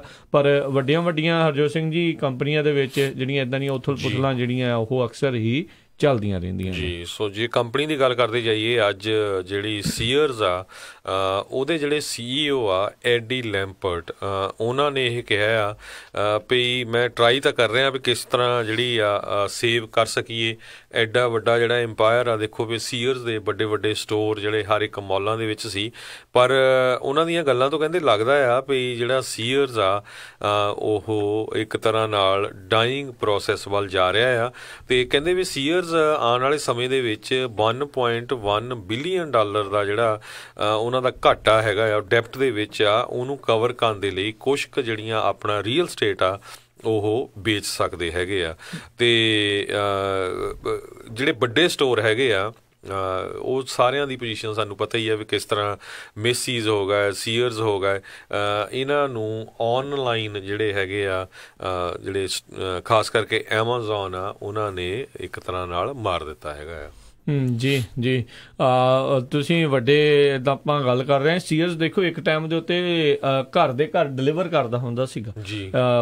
ਜਿਨ੍ਹਾਂ ਨੇ ਪੁਰਾਣੇ ਕਿਤੇ ਪੈਂਫਲੇਟ ਉਹਨਾਂ ਨੇ ਦੇਖੇ ਹੋਣ ਜਾਂ ਇੰਟਰਨੈਟ 'ਤੇ ਜਾਂ ਕਈਆਂ ਨੇ ਜਿਹੜੇ ਉਹਨਾਂ ਸਮਿਆਂ ਦੇ ਵਿੱਚ ਇੱਥੇ ਸੀਗੇ, ਉਹ ਪੂਰਾ ਕੁਛ ਰੇਲ ਲਾਈਨ ਦੇ ਜਿਹਨਾਂ ਦਾ ਵੀ ਨਜ਼ਦੀਕ ਕਹਿੰਦੇ ਘਰ ਹੁੰਦਾ ਸੀ, ਉਹ ਪੂਰੇ ਦਾ ਪੂਰਾ ਘਰ ਜਿਹੜਾ ਡਿਲੀਵਰ ਕਰ ਦਿੰਦੇ ਸੀ ਤੇ ਡੂ ਇਟ ਯੂਅਰਸੈਲਫ ਜਿਹੜਾ ਉਸ ਟਾਈਮ ਦੇ ਉੱਤੇ ਉਹਨਾਂ ਨੇ ਬਣਾਇਆ ਹੋਇਆ ਸੀ। ਸੋ ਵੱਡੀਆਂ ਗੱਲਾਂ ਦੇ ਵਿੱਚ ਨਾਲ ਹਰਜੋਤ ਸਿੰਘ ਜੀ ਗੱਲ ਕਰਦੇ ਜੀ, ਬੈਂਕਿੰਗ ਖੇਤਰ ਦੇ ਵਿੱਚ ਵੀ ਇਸ ਟਾਈਮ ਲੇ ਆਫ ਦਾ ਸਿਲਸਿਲਾ ਜਿਹੜਾ ਆ ਉਹ ਚੱਲ ਰਿਹਾ ਆ। ਕਹਿੰਦੇ ਬੈਂਕ ਆਫ ਅਮਰੀਕਾ ਤੋਂ ਬਾਅਦ ਦੇ ਵਿੱਚ ਹੁਣ ਵੈਲਸ ਫਾਰਗੋ ਆ ਉਹ ਵੱਡੇ ਪੈਮਾਨੇ ਦੇ ਉੱਤੇ ਜਿਹੜੇ ਲੇ ਆਫ ਆ ਉਹ ਕਰਨ ਜਾ ਰਹੇ ਆ। 10% ਤੱਕ ਜਿਹੜੀ ਕਹਿੰਦੇ ਆਪਣੀ ਵਰਕਫੋਰਸ ਆ ਉਹਦੀ ਕਟੌਤੀ ਕਰਨਗੇ, ਜਿਸ ਮੁਤਲਕ 26,000 ਲੋਕਾਂ ਨੂੰ ਜਿਹੜੀਆਂ ਪਿੰਕ ਸਲਿੱਪ ਦਿੱਤੀਆਂ ਜਾ ਸਕਦੀਆਂ ਨੇ। ਵਰਲਡ ਵਾਈਡ ਜਿਹੜੇ ਇੰਪਲੋਈਜ਼ ਆ 26,000 ਲੋਕਾਂ ਦੀ ਉੱਥੋਂ ਜੌਬ ਆ, ਉਹਨਾਂ ਦੀ ਅਗਲੇ 3 ਸਾਲਾਂ ਦੇ ਵਿੱਚ ਜਿਹੜੀ ਛੁੱਟੀ ਉੱਥੋਂ ਹੋ ਜਾਊਗੀ। ਸਭ ਨੂੰ ਹਰਜੋਤ ਸਿੰਘ ਜੀ ਯਾਦ ਹੋਊਗਾ ਵੀ ਵੈਲਸ ਫਾਰਗੋ ਹੀ ਇੱਕ ਉਸ ਟਾਈਮ ਦੇ ਉੱਤੇ ਅਹਿਮ ਬੈਂਕ ਸੀਗਾ, ਜਿਸ ਦੇ ਕਰਕੇ ਰੈਸੈਸ਼ਨ ਵੱਲ ਨੂੰ ਅਮਰੀਕਾ ਜਿਹੜਾ ਆ ਉਦੋਂ ਧੱਕਿਆ ਗਿਆ ਸੀਗਾ। ਬੈਡ ਲੋਨਸ ਦਾ ਜਿਹੜਾ ਕਾਫੀ ਇਲਜ਼ਾਮ ਜਿਹੜੇ ਆ ਇਹਨਾਂ ਉੱਤੇ ਲੱਗਦੇ ਰਹੇ ਸੀਗੇ। ਸੋ ਇਹਦੇ ਸੰਬੰਧ ਦੇ ਵਿੱਚ ਬਹੁਤ ਸਾਰਾ ਰੀਜ਼ਨ ਇਹ ਵੀ ਆ ਵੀ ਬੈਂਕਾਂ ਜਿਹੜੀਆਂ ਉਹ ਆਟੋਮੈਟਿਕ ਵੀ ਹੋ ਰਹੀਆਂ। ਆਪਾਂ ATM ਯੂਜ਼ ਕਰਦੇ ਹਾਂ, ਆਪਾਂ ਫੋਨ ਦੇ ਉੱਤੇ ਜਿਹੜੇ ਚੈੱਕ ਜਮ੍ਹਾਂ ਕਰਾ ਦਿੰਦੇ ਹਾਂ। ਮੈਂ ਇੱਕ ਆਰਟੀਕਲ ਪੜ੍ਹ ਰਿਹਾ ਸੀ ਵੀ ਕਿਸ ਤਰ੍ਹਾਂ ਅਸੀਂ ਖੁਦ ਜਿਹੜੇ ਆ ਲੋਕਾਂ ਦੀਆਂ ਜਿਹੜੇ ਜੌਬ ਕਰਦੇ ਆ ਉਹਨਾਂ ਦੇ ਢਿੱਡ ਦੇ ਵਿੱਚ ਆਪਾਂ ਲੱਤਾਂ ਮਾਰਦੇ ਹਾਂ ਵੀ ਬਹੁਤ ਸਾਰੇ ਜਿਹੜੇ ਸਟੋਰ ਹੈਗੇ ਉੱਥੇ ਉਹਨਾਂ ਨੇ ਆਟੋਮੈਟਿਕ ਚੈੱਕਆਊਟ ਲਾਇਆ ਆ। ਇੱਕ ਬੰਦੇ ਨੇ ਆਪਣੀ ਸਟੋਰੀ ਲਿਖੀ ਸੀ ਵੀ ਮੈਂ ਕਿਸ ਤਰ੍ਹਾਂ ਈਵਨ ਦੋ ਮੈਂ ਇੱਕ ਚੀਜ਼ ਵੀ ਖਰੀਦਣੀ ਹੋਵੇ ਵੀ ਮੈਂ ਕਦੇ ਵੀ ਆਟੋਮੈਟਿਕ ਜਿਹੜਾ ਚੈੱਕਆਊਟ ਆ ਉੱਥੋਂ ਨਹੀਂ ਜਾਂਦਾ, ਮੈਂ ਹਮੇਸ਼ਾ ਕੈਸ਼ੀਅਰ ਕੋਲ ਜਾਂਦਾ, ਕਿਉਂਕਿ ਮੈਨੂੰ ਪਤਾ ਵੀ ਇਸ ਟਾਈਮ ਦੇ ਉੱਤੇ 2 ਕਾਊਂਟਰ ਉਹਨਾਂ ਦੇ ਆਟੋਮੈਟਿਕ ਲੱਗੇ ਆ। ਆਉਣ ਵਾਲੇ ਮਹੀਨੇ 'ਚ 3 ਹੋ ਜਾਣਗੇ, ਫਿਰ 4, ਫਿਰ 5, ਫਿਰ ਇੱਕੋ ਰਹਿ ਜਾਏਗਾ। ਜਿੰਨੇ ਵੀ ਉੱਥੇ ਕੈਸ਼ੀਅਰ ਜੌਬ ਕਰਦੇ ਆ ਉਹਨਾਂ ਦੀਆਂ ਜੌਬਾਂ ਚਲੇ ਜਾਣਗੀਆਂ। ਆਪਾਂ ਪਿਛਲੇ ਹਫ਼ਤੇ ਡਿਸਕਸ ਕੀਤਾ ਸੀ ਕਿਸੇ ਤਰ੍ਹਾਂ ਜਿਹੜਾ ਐਮਾਜ਼ੋਨ ਗੋ ਵਾਲਾ ਜਿਹੜਾ ਹੈਗਾ ਆ ਉਹ 3000 ਦੇ ਕਰੀਬ ਸਟੋਰ ਖੋਲ੍ਹਣ ਜਾ ਰਹੇ ਆ। 3000 ਸਟੋਰ ਦੇ ਵਿੱਚ ਕੋਈ ਵੀ ਕੈਸ਼ੀਅਰ ਨਹੀਂ ਹੋਊਗਾ। ਉੱਥੇ ਉਹ ਸਮਾਨ ਟਿਕਾਣ ਵਾਲੇ ਬੰਦੇ ਹੋਊਗੇ। ਜਿੱਦਾਂ ਸਮਾਨ ਚੱਕ ਕੇ ਤੁਸੀਂ ਆਪਣੇ ਬੈਗ 'ਚ ਪਾਈ ਜਾਂਦੇ ਆ ਤੇ ਬਾਹਰ ਤੁਸੀਂ ਨਿਕਲ ਜਾਓਗੇ, ਉਹ ਆਪਣੇ ਆਪ ਤੁਹਾਡੇ ਕਾਰਡ ਦੇ ਵਿੱਚ ਐਡ ਹੋ ਜਾਣਾ। ਸੋ ਇਸ ਤਰ੍ਹਾਂ ਜਿਹੜੀਆਂ ਜੌਬਸ ਆ ਉਹ ਬਹੁਤ ਜ਼ਿਆਦਾ ਮਰ ਰਹੀਆਂ ਹੈਗੀਆਂ। ਤੇ ਦੂਸਰੀ ਜਿਹੜੀ ਇਕੋਨਮੀ ਦੀ ਗੱਲ ਕਰਦੇ ਜਾਈਏ, US ਦੀ ਇਕੋਨਮੀ ਜਿਹੜੀ ਆ ਬਹੁਤ ਜ਼ਿਆਦਾ ਸਟਰੋਂਗ ਚੱਲ ਰਹੀ ਹੈਗੀ ਆ। ਸੋ ਇਸੇ ਕਰਕੇ ਹੁਣ ਜਿਹੜੀ ਫੈਡਰਲ ਰਿਜ਼ਰਵ ਬੋਰਡ ਆ ਉਹ ਕਹਿੰਦੇ ਵੀ ਤੀਜੇ ਵਾਰੀ ਜਿਹੜਾ ਇੰਟਰਸਟ ਰੇਟ ਆ ਉਹਨੂੰ ਇਨਕਰੀਜ਼ ਕਰਨ ਜਾ ਰਹੇ ਹੈਗੇ ਆ। ਪਿਛਲੇ ਕੁ ਮਹੀਨੇ ਪ੍ਰੈਜ਼ੀਡੈਂਟ ਟਰੰਪ ਨੇ ਇੱਕ ਤਰ੍ਹਾਂ ਨਾਲ ਗੁੱਸਾ ਵੀ ਜ਼ਾਹਰ ਕੀਤਾ ਸੀ ਵੀ ਜਿਹੜਾ ਤੁਸੀਂ ਇੰਟਰਸਟ ਰੇਟ ਕਿਉਂ ਇਨਕਰੀਜ਼ ਕਰ ਰਹੇ ਆ, ਪਰ ਜਿਹੜਾ ਫੈਡਰਲ ਰਿਜ਼ਰਵ ਬੋਰਡ ਆ ਉਹ ਕਹਿੰਦੇ ਸਾਡੇ ਕੋਲ ਹੁਣ ਕੋਈ ਆਪਸ਼ਨ ਨਹੀਂ ਹੈਗੀ, ਕਿਉਂਕਿ ਜਿਹੜੀਆਂ ਆ ਹਾਇਰਿੰਗ ਬੜੀ ਜ਼ਿਆਦਾ ਹੋ ਰਹੀ ਹੈਗੀ ਆ, ਲੋਕਾਂ ਦੀਆਂ ਵੇਜਸ ਵੀ ਕਹਿੰਦੇ ਇਨਕਰੀਜ਼ ਹੋਈਆਂ ਹੈਗੀਆਂ ਆ। ਤੇ ਅਸੀਂ ਨਹੀਂ ਚਾਹੁੰਦੇ ਵੀ ਜਿਹੜਾ 2008 ਵਾਲਾ ਜਿਹੜਾ ਫਾਈਨੈਂਸ਼ੀਅਲ ਕ੍ਰਾਈਸਿਸ ਹੋਇਆ ਸੀ ਉਹ ਮੁੜ ਕੇ ਵਾਪਰੇ। ਸੋ ਇਸ ਕਰਕੇ ਜਿਹੜੇ ਮੌਰਗੇਜ ਦੇ ਇੰਟਰਸਟ ਰੇਟ ਆ ਉਹ ਹੋਰ ਇਸ ਵਾਰੀ ਤੀਜੀ ਵਾਰੀ ਇਨਕਰੀਜ਼ ਹੋਣਗੇ। ਸੋ ਜਿਨ੍ਹਾਂ ਲੋਕਾਂ ਨੇ ਘਰ ਹਜੇ ਰੀਫਾਈਨਾਂਸ ਕਰਾਏ ਨਹੀਂ ਉਹ ਕਰਾ ਸਕਦੇ ਆ, ਨਹੀਂ ਤਾਂ ਰੇਟ ਆਏ ਹੁਣ ਗਾਹਾਂ ਤੇ ਗਾਹਾਂ ਵੱਧਦੇ ਹੀ ਜਾਣੇ ਆ, ਹੌਲੀ ਹੌਲੀ ਬਿਲਕੁਲ ਵਧਾ ਰਹੇ ਆ, ਤਾਂ ਜੋ ਫਿਰ ਬਿਲਕੁਲ ਜਿੱਦਾਂ ਉਹਨਾਂ ਨੇ ਇਸ਼ਾਰਾ ਕੀਤਾ ਵੀ ਉਸ ਤਰੀਕੇ ਦੇ ਨਾਲ ਦੁਬਾਰਾ ਆ ਉਹ ਰਿਸੈਸ਼ਨ ਵਾਲੇ ਪਾਸੇ ਨੂੰ ਜਿਹੜੀ ਚੀਜ਼ ਆ ਉਹ ਨਾ ਤੁਰ ਜਾਵੇ। ਸੋ ਲੈਟਸ ਸੀ ਜਿਹੜਾ ਇਸ ਦੇ ਵਿੱਚ ਹਰਜੋਤ ਸਿੰਘ ਜੀ ਕੀ ਬਣਦਾ ਹੈਗਾ ਆ। ਸੋ ਲੇ ਆਫਸ ਵੀ ਹੋ ਰਹੀਆਂ, ਪਰ ਦੇਖੋ ਹਰਜੋਤ ਸਿੰਘ ਜੀ ਜਿਹੜੀ ਤੁਸੀਂ ਗੱਲ ਕਰ ਰਹੇ ਸੀਗੇ ਵੀ ਉਹ ਇੱਕ ਬੰਦਾ ਜਦੋਂ ਕਰ ਰਿਹਾ, ਪਰ ਓਵਰਆਲ ਲੋਕਾਂ ਦੇ ਵਿੱਚ ਇਹੀ ਇੱਕ ਭਾਵਨਾ ਹੈਗੀ। ਦੇਖੋ ਆਟੋਮੇਸ਼ਨ ਨੇ ਤਾਂ ਆਉਣਾ ਉਹ ਤੋਂ ਭੱਜਿਆ ਨਹੀਂ ਜਾ ਸਕਦਾ। ਚਾਹੇ ਆਪਾਂ ਸਟੋਰਸ ਦੇ ਵਿੱਚ ਜਿਹੜੀਆਂ ਆ ਚੈੱਕਆਊਟ ਲੇਨਸ ਦੀ ਆਟੋਮੈਟਿਕ ਚੈੱਕਆਊਟ ਲੇਨਸ ਦੀ ਗੱਲ ਕਰ ਲਈਏ, ਸੈਲਫ ਚੈੱਕਆਊਟ ਦੀ ਗੱਲ ਕਰ ਲਈਏ, ਤੇ ਚਾਹੇ ਆਪਾਂ ਕਾਰਾਂ ਦੀ ਆਟੋਮੇਸ਼ਨ ਦੀ ਗੱਲ ਕਰ ਲਓ, ਟਰੱਕਿੰਗ ਦੀ ਆਟੋਮੇਸ਼ਨ ਦੀ ਗੱਲ ਕਰ ਲਓ।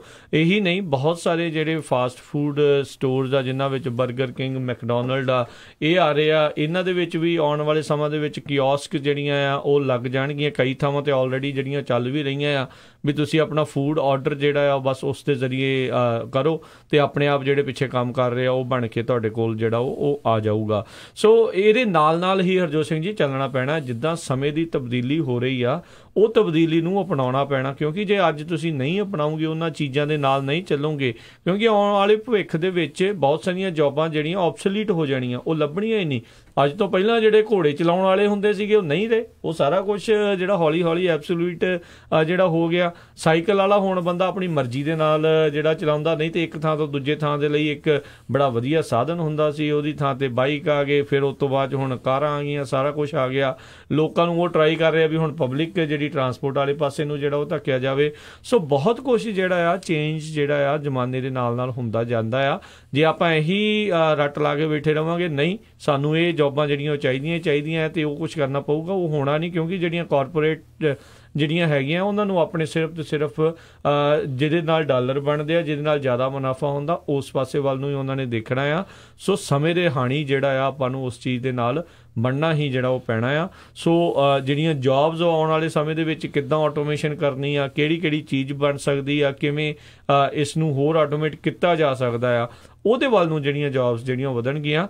ਸੋ this is the right time ਮੇਰੇ ਹਿਸਾਬ ਦੇ ਨਾਲ। ਜਿੰਨੇ ਵੀ ਨਿਆਣੇ ਹੁਣ ਤੁਹਾਡੇ ਜਿਨ੍ਹਾਂ ਨੂੰ ਤੁਸੀਂ ਪੜ੍ਹਨੇ ਪਾ ਰਹੇ ਹੋ ਜਾਂ ਜਿਹੜੇ ਉਹ ਪੜ੍ਹ ਰਹੇ ਆ, ਉਹਨਾਂ ਨੂੰ ਇਸ ਫੀਲਡ ਵੱਲ ਨੂੰ ਜਿਹੜਾ ਆ ਉਹ ਹੁਣ ਧੱਕਣ ਦੀ ਜਿਹੜੀ ਉਹ ਜ਼ਰੂਰਤ ਹੈਗੀ ਹੈ, ਕਿਉਂਕਿ ਬਾਅਦ 'ਚ ਕਿਤੇ ਨਾ ਕਿਤੇ ਇਹ ਨਾ ਹੋ ਜਾਵੇ ਵੀ ਆਪਾਂ ਫਿਰ ਪਿੱਛੇ ਦੇ ਪਿੱਛੇ ਜਿਹੜਾ ਰਹਿ ਜਾਈਏ। ਨੋ ਡਾਊਟ ਰਾਈਟ ਨਾਓ ਬਹੁਤ ਸੋਹਣਾ ਜਿਹੜਾ ਸਾਰਿਆਂ ਦੇ ਕੰਮ ਜਿਹੜੇ ਆ ਉਹ ਚੱਲ ਰਹੇ ਆ, ਚਾਹੇ ਰੀਟੇਲ ਸਟੋਰ ਦੇ ਵਿੱਚ ਹੋਵੇ, ਦੂਜੇ ਕੋਈ ਵੀ ਸਟੋਰਸ ਹੋਣ, ਚਾਹੇ ਟਰੱਕਿੰਗ ਵਾਲੇ ਪਾਸੇ ਹੋਵੇ, ਚਾਹੇ ਟੈਕਸੀ ਵਾਲੇ ਪਾਸੇ ਹੋਵੇ। ਸੋ ਸਾਰਾ ਕੁਛ ਚੇਂਜ ਹੋ ਰਿਹਾ। ਪਰ ਟੈਕਸੀ ਦੀ ਤਾਂ ਉਦਾਹਰਨ ਆਪਾਂ ਰੀਸੈਂਟਲੀ ਜਿਹੜੀ ਆਪਾਂ ਉਹ ਦੇਖ ਸਕਦੇ ਹਾਂ ਵੀ ਕਿੱਦਾਂ ਟੈਕਸੀ ਬਿਜ਼ਨਸ ਨੂੰ ਊਬਰ ਨੇ ਇੱਕ ਐਪ ਨੇ ਆ ਕੇ ਕਿੱਦਾਂ ਪੂਰੇ ਦਾ ਪੂਰਾ ਭੁਚਾਲ ਐਸਾ ਲਿਆਂਦਾ ਵੀ ਉਹ ਟੈਕਸੀ ਬਿਜ਼ਨਸ ਆਲਮੋਸਟ ਜ਼ੀਰੋ ਹੁੰਦਾ ਜਾ ਰਿਹਾ ਆ। ਸੋ ਸਮੇਂ ਦੇ ਹਾਣੀ ਆਪਾਂ ਨੂੰ ਨਾਲ ਦੇ ਨਾਲ ਬਣਨਾ ਪੈਣਾ, ਅਗਾਊਂ ਸੋਚ ਲੈ ਕੇ ਜਿਹੜਾ ਚੱਲਣਾ ਪੈਣਾ ਵੀ ਆਪਾਂ ਕਿਸ ਤਰੀਕੇ ਦੇ ਨਾਲ ਆਉਣ ਵਾਲੇ ਸਮੇਂ 'ਚ ਆਪਣੀਆਂ ਜੋਬਾਂ ਜਿਹੜੀਆਂ ਆ ਕਿੱਦਾਂ ਦੀਆਂ ਚੇਂਜ ਕਰੀਏ ਤਾਂ ਜੋ ਉਹਨਾਂ ਦੇ ਨਾਲ ਉਸ ਤਰੀਕੇ ਦੇ ਨਾਲ ਚੱਲ ਸਕੀਏ। ਸੋ ਬਲੌਕਬਸਟਰ ਆ ਇਦਾਂ ਦੇ ਕਿੰਨੇ ਸਟੋਰ ਸੀ ਜਿਹੜੇ ਇੰਡੀਆ ਦੇ ਵਿੱਚ ਜਦੋਂ ਕਾਲ ਕਰਦੇ ਹੁੰਦੇ ਸੀ, ਕਾਲਿੰਗ ਸੈਂਟਰ ਕਿੰਨੇ ਬਣੇ ਹੁੰਦੇ ਸੀ। ਉਹ ਬਿਲਕੁਲ ਵੀ ਐਸਟੀਡੀ ਨੂੰ ਮਿਲਾਇਓ ਜੀ, ਇੰਟਰਨੈਸ਼ਨਲ ਕਾਲ ਮਿਲਾਇਓ ਜੀ, ਪੁੱਛਦਾ ਹੁਣ ਕੋਈ ਸਿੱਧਾ WhatsApp ਕਰਦਾ, ਅਗਲਾ ਫੋਟੋ ਵੀ ਨਾਲ ਜਾਂਦੀ ਆ। ਸੋ ਅੱਗੇ ਚਿੱਠੀਆਂ ਲਿਖਦੇ ਸੀ, ਬੜਾ ਕੁਛ ਹੁੰਦਾ ਸੀਗਾ ਜੀ। ਤੇ ਰਾਜਕਰਮਵੀਰ ਸਿੰਘ ਜੀ, ਅਗਲੀ ਖਬਰ ਵੱਲ ਚੱਲੀਏ। ਜਿਸ ਤਰ੍ਹਾਂ ਆਪਾਂ ਕੱਲ ਖਬਰ ਸਾਂਝੀ ਕੀਤੀ ਸੀ ਵੀ ਕਿਸ ਤਰ੍ਹਾਂ ਇਮੀਗ੍ਰੇਸ਼ਨ ਦੇ ਵਿੱਚ ਚੇਂਜਸ ਆ ਰਹੀਆਂ ਹੈਗੀਆਂ, ਲੀਗਲ ਇਮੀਗ੍ਰੇਸ਼ਨ ਦੇ ਵਿੱਚ ਜੇ ਤੁਸੀਂ ਕਿਸੇ ਤਰ੍ਹਾਂ ਦਾ ਵੀ ਪਬਲਿਕ ਬੈਨੀਫਿਟ ਲੈਂਦੇ ਆ ਉਹ ਤੁਹਾਡੇ ਤੇ ਬਹੁਤ ਜ਼ਿਆਦਾ ਅਸਰ ਕਰ ਸਕਦਾ ਵੀ ਜੇ ਤੁਸੀਂ ਗ੍ਰੀਨ ਕਾਰਡ ਰੀਨਿਊ ਕਰਾਓਗੇ ਜਾਂ ਸਿਟੀਜ਼ਨ ਬਣੋਗੇ। ਸੋ ਇਹਦੇ ਮੁੱਦੇ ਨਜ਼ਰ ਦੇਖਦੇ ਹੋਏ ਅੱਜ ਇੱਕ ਜਿਹੜੀ ਦਾ ਹਿਲ ਨਿਊਜ਼ਪੇਪਰ ਆ ਉਹਦੇ ਵੱਲੋਂ ਖਬਰ ਆਈ ਆ ਵੀ ਇੰਨੀਆਂ ਜ਼ਿਆਦਾ US ਸਿਟੀਜ਼ਨਸ਼ਿਪ ਦੀਆਂ ਐਪਲੀਕੇਸ਼ਨ ਆ ਗਈਆਂ ਆ ਤੇ ਉਹਦਾ ਜਿਹੜਾ ਆ ਬੈਕਲੌਗ ਬਹੁਤ ਜ਼ਿਆਦਾ ਹੋ ਗਿਆ ਆ। ਕੁਛ ਕਹਿੰਦੇ ਵੀ ਹੋ ਸਕਦਾ ਗਵਰਨਮੈਂਟ ਨੇ ਵੀ ਜਾਣ ਕੇ ਕੀਤਾ ਹੋਵੇ। 7 ਲੱਖ ਦੇ ਕਰੀਬ US ਸਿਟੀਜ਼ਨਸ਼ਿਪ ਦੀਆਂ ਜਿਹੜੀਆਂ ਐਪਲੀਕੇਸ਼ਨਾਂ ਆ ਉਹ ਵੇਟ ਕਰ ਰਹੀਆਂ ਹੈਗੀਆਂ ਆ। 7,53,000 ਟੋਟਲ ਜੇ ਦੇਖਿਆ ਜਾਵੇ, ਤੇ ਕਹਿੰਦੇ ਇਹ 93% ਇਨਕਰੀਜ਼ ਹੋਇਆ 2015 ਤੋਂ। 2015 ਤੋਂ ਲੈ ਕੇ 2018 ਤੱਕ 93% ਇਨਕਰੀਜ਼ ਹੋਇਆ ਲੋਕਾਂ ਦੇ US ਦੇ ਸਿਟੀਜ਼ਨ ਬਣਨ ਦੇ ਲਈ। ਆਪਾਂ ਹਮੇਸ਼ਾ ਕਹਿੰਦੇ ਆ ਰਹੇ ਹਾਂ ਵੀ ਤੁਹਾਨੂੰ US ਸਿਟੀਜ਼ਨ ਬਣਨਾ ਚਾਹੀਦਾ ਜੇ ਤੁਸੀਂ ਐਲੀਜੀਬਲ ਹੈਗੇ ਆ, ਨਹੀਂ ਤਾਂ ਫਿਰ ਤੁਸੀਂ ਦੇਖ ਲਓ ਵੀ ਜਿਸ ਤਰ੍ਹਾਂ ਦੀ ਪ੍ਰੋਬਲਮ ਆ ਰਹੀ ਆ। ਕਈ ਸਾਡੇ ਆਫਿਸ ਦੇ ਵਿੱਚ ਕਾਲਾਂ ਵੀ ਆਈਆਂ ਵੀ ਨਹੀਂ ਜੀ ਇੱਦਾਂ ਕਿੱਦਾਂ ਹੋਣਾ, ਜੇ ਹੋਣਾ। 1952 ਦੇ ਵਿੱਚ ਕਹਿੰਦੇ ਵੀ ਜਦੋਂ ਮੈਕਾਰਥੀਇਜ਼ਮ ਹਾਈਟ ਦੇ ਉੱਤੇ ਸੀਗਾ, ਉਸ ਟਾਈਮ ਦੇ ਉੱਤੇ ਜਿਹੜੀ US ਦੀ ਸੁਪਰੀਮ ਕੋਰਟ ਆ ਉਹਨਾਂ ਨੇ ਇੱਕ ਕੇਸ ਜਿਹੜਾ ਅਪਹੈਲਡ ਕੀਤਾ ਸੀ, ਜਿਹਦੇ ਵਿੱਚ ਇੱਕ ਕੁਛ ਰਾਜਕਰਮਵੀਰ ਸਿੰਘ ਜੀ ਮੈਂਬਰ ਸੀਗੇ ਫਾਰਮਰ ਕਮਿਊਨਿਸਟ ਪਾਰਟੀ ਦੇ, ਜਿਨ੍ਹਾਂ ਨੂੰ 30 ਸਾਲਾਂ ਬਾਅਦ US ਦੀ ਗਵਰਨਮੈਂਟ ਨੇ ਕਹਿਤਾ ਸੀ ਵੀ ਤੁਸੀਂ ਸਾਡਾ ਮੁਲਕ ਛੱਡ ਕੇ ਜਾਓ, ਅਸੀਂ ਕਾਮਰੇਡਾਂ ਨੂੰ ਨਹੀਂ ਇਸ ਮੁਲਕ ਦੇ ਵਿੱਚ ਰਹਿਣ ਦੀ ਜਗ੍ਹਾ ਦਿੰਦੇ। ਹਾਲਾਂਕਿ 30 ਸਾਲ ਜਿਹੜਾ ਆ ਉਹ ਲੀਗਲੀ ਪਰਮਾਨੈਂਟ ਰੈਜ਼ੀਡੈਂਟ ਰਹੇ ਸੀ, ਜਿਨ੍ਹਾਂ ਦੇ ਤਿੰਨਾਂ ਦੇ ਨਾਮ ਜਿਹੜੇ ਆ, ਇੱਕ ਪੀਟਰ ਹੈਰਿਸਡੇਜ਼, ਲੂਗੀ ਮਸਸਿਟੀ ਤੇ ਡੋਰਾ ਕੋਲੇਮਨ, ਇਹ ਨਾਮ ਦੱਸੇ ਗਏ। ਤੇ ਫਿਰ ਇਹ ਕੇਸ ਸੁਪਰੀਮ ਕੋਰਟ ਦੇ ਵਿੱਚ ਗਿਆ ਤੇ ਸੁਪਰੀਮ ਕੋਰਟ ਦੇ ਵਿੱਚ ਉਦੋਂ ਉਸ ਟਾਈਮ ਜਿਹੜੇ ਸੁਪਰੀਮ ਕੋਰਟ ਦੇ ਜਸਟਿਸ ਸੀਗੇ ਰੋਬਰਟ ਜੈਕਸਨ, ਉਹਨਾਂ ਨੇ ਇਹ ਕਿਹਾ ਵੀ ਹਾਂ ਬਿਲਕੁਲ ਇਹ ਡਿਪੋਰਟ ਹੋਣੇ ਚਾਹੀਦੇ। ਉਹ ਕਹਿੰਦੇ ਵੀ ਤੁਹਾਡੇ ਕੋਲ ਇੰਨਾ ਸਮਾਂ ਸੀ US ਸਿਟੀਜ਼ਨ ਬਣਨ ਦਾ, 30 ਸਾਲਾਂ 'ਚ ਤੁਸੀਂ US ਸਿਟੀਜ਼ਨ ਕਾਹਦੇ ਨਹੀਂ ਬਣੇ? ਜੇ ਤੁਸੀਂ ਸਿਟੀਜ਼ਨ ਬਣੇ ਹੁੰਦੇ ਹੋ ਸਕਦਾ ਤੁਹਾਨੂੰ ਨਾ ਡਿਪੋਰਟ ਕੀਤਾ ਜਾਂਦਾ। ਸੋ ਬਿਲਕੁਲ ਜਿੰਨੇ ਵੀ ਸਾਡੇ ਸਰੋਤੇ ਸੁਣ ਰਹੇ ਆ, ਅਸੀਂ ਹਮੇਸ਼ਾ ਹੀ ਕੱਲੀਆਂ ਇਹ ਆਪਾਂ ਖਬਰਾਂ ਨਹੀਂ ਦਿੰਦੇ, ਆਪਾਂ ਆਪਣੀ ਕਮਿਊਨਿਟੀ ਨੂੰ ਇਹ ਵੀ ਕਹਿੰਦੇ ਆ ਵੀ ਬਚੋ, ਜਿਹੜਾ ਹੁਣ ਐਲੀਜੀਬਲ ਹੈਗਾ ਬਿਲਕੁਲ US ਸਿਟੀਜ਼ਨ ਬਣੇ, ਤੇ ਜਿਹੜਾ ਸਿਟੀਜ਼ਨ ਬਣ ਗਿਆ ਉਹ ਆਪਣੀ ਵੋਟ ਰਜਿਸਟਰ ਕਰੇ, ਨੋ ਮੈਟਰ ਤੁਸੀਂ ਰਿਪਬਲਿਕਨ ਆ, ਗ੍ਰੀਨ ਪਾਰਟੀ ਦੇ ਆ, ਡੈਮੋਕ੍ਰੇਟ ਆ, ਜਿਹੜੀ ਮਰਜ਼ੀ ਪਾਰਟੀ ਦੇ। ਤੇ ਇਹ ਜਿਹੜੇ ਆਉਣ ਵਾਲੇ ਸਮੇਂ ਦੇ ਵਿੱਚ ਜਿੰਨੇ ਵੀ ਇਮੀਗ੍ਰੇਸ਼ਨ ਦੇ ਨਾਲ ਰਿਲੇਟਡ ਜਿਹੜੇ ਜਿੰਨੇ ਵੀ ਕੇਸਿਸ ਹੋਣੇ ਆ, ਜਾਂ ਇਮੀਗ੍ਰੇਸ਼ਨ ਦੇ ਨਾਲ ਪਾਲਿਸੀਜ਼ ਹੋਣੀਆਂ ਆ, ਜਾਂ ਪਬਲਿਕ ਬੈਨੀਫਿਟਸ ਦੀਆਂ ਪਾਲਿਸੀਆਂ ਹੋਣੀਆਂ, ਚਾਹੇ ਜਿਹੜੀ ਆ ਗਵਰਨਮੈਂਟ ਡੈਮੋਕ੍ਰੇਟਿਕ ਵੀ ਆ ਗਈ, ਇਹ ਬਾਲੀਆਂ ਚੇਂਜ ਨਹੀਂ ਹੋਣੀਆਂ। ਆਪਾਂ ਆਲੇ ਦੁਆਲੇ ਮੁਲਕਾਂ ਦੇ ਵਿੱਚ ਦੇਖ ਲਓ ਵੀ ਕੀ ਕੁਝ ਵਾਪਰ ਰਿਹਾ ਆ। ਈਵਨ ਕੈਨੇਡਾ 'ਚ ਹੁਣ ਕਿੱਧਰ ਨੂੰ ਜਿਹੜੀ ਉੱਧਰ ਸਰਕਾਰ ਜਾ ਰਹੀ ਆ, ਫਰਾਂਸ ਦੇ ਵਿੱਚ, ਜਰਮਨ ਦੇ ਵਿੱਚ, ਹਾਲੈਂਡ 'ਚ ਕਿੱਧਰ ਨੂੰ ਜਿੱਦਾਂ ਐਂਟੀ ਇਮੀਗ੍ਰੈਂਟ ਵੇਵ ਜਿਹੜੀ ਆ ਉਹ ਚੱਲ ਰਹੀ ਹੈਗੀ ਆ। ਸੋ ਹਰ ਇੱਕ ਬੰਦਾ ਸਿਟੀਜ਼ਨ ਬਣੇ, ਸਿਟੀਜ਼ਨ ਬਣ ਕੇ ਵੋਟ ਰਜਿਸਟਰ ਕਰੇ ਤੇ ਵੋਟ ਪਾਵੇ ਵੀ। ਜਦੋਂ ਤੁਹਾਡੀ ਵੋਟ ਕਾਊਂਟ ਹੋਣੀ ਆ ਫਿਰ ਇਹ ਤੁਹਾਨੂੰ ਪਤਾ ਲੱਗਣਾ ਆ ਵੀ ਅਸੀਂ ਜਿਹੜੇ ਆ ਇਸ ਮੁਲਕ ਦੇ ਵਿੱਚ ਰਹਿੰਦੇ ਆ, ਤੇ ਇਸ ਕਮਿਊਨਿਟੀ ਦੇ ਲੋਕ ਕਿੰਨੇ ਕੁ ਜਿਹੜੇ ਹੈਗੇ ਆ ਇਸ ਏਰੀਏ 'ਚ, ਤਾਂ ਕਿ ਕਿੱਦਾਂ ਵੋਟ ਪਾਉਂਦੇ ਆ। ਬਿਲਕੁਲ ਜੀ, ਇਹ ਬਹੁਤ ਜ਼ਰੂਰੀ ਅਹਿਮ ਗੱਲਾਂ ਨੇ ਵੀ ਜਿਹੜੇ ਆ ਹੁਣ ਬਣੇ।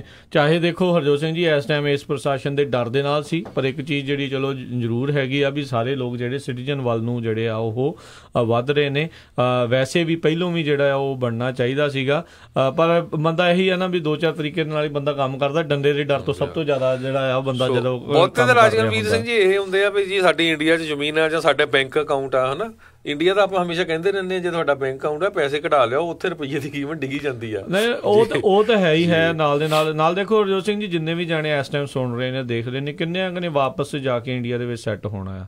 ਕਿਸੇ ਨੇ ਨਹੀਂ। ਮਤਲਬ ਬਹੁਤ ਘੱਟ % ਜਿਹੜੇ ਆ ਲੋਕ ਹੋਣਗੇ ਜਿਹੜੇ ਕਹਿਣਗੇ ਵੀ ਹਾਂ ਅਸੀਂ ਉੱਥੇ ਜਾ ਕੇ ਦੁਬਾਰਾ ਸੈੱਟ ਹੋਣਾ। ਹਾਂ, ਘੁੰਮਣ ਫਿਰਨ ਜਾਣਾ ਜੀ, ਸਦਕੇ ਜਾਓ, ਵੀਜ਼ੇ ਲੱਗਦੇ ਨੇ, ਵੀਜ਼ੇ ਮਿਲਦੇ ਨੇ, ਸਾਰਾ ਕੁਝ ਜਿਹੜਾ ਉਹ ਹੁੰਦਾ ਆ।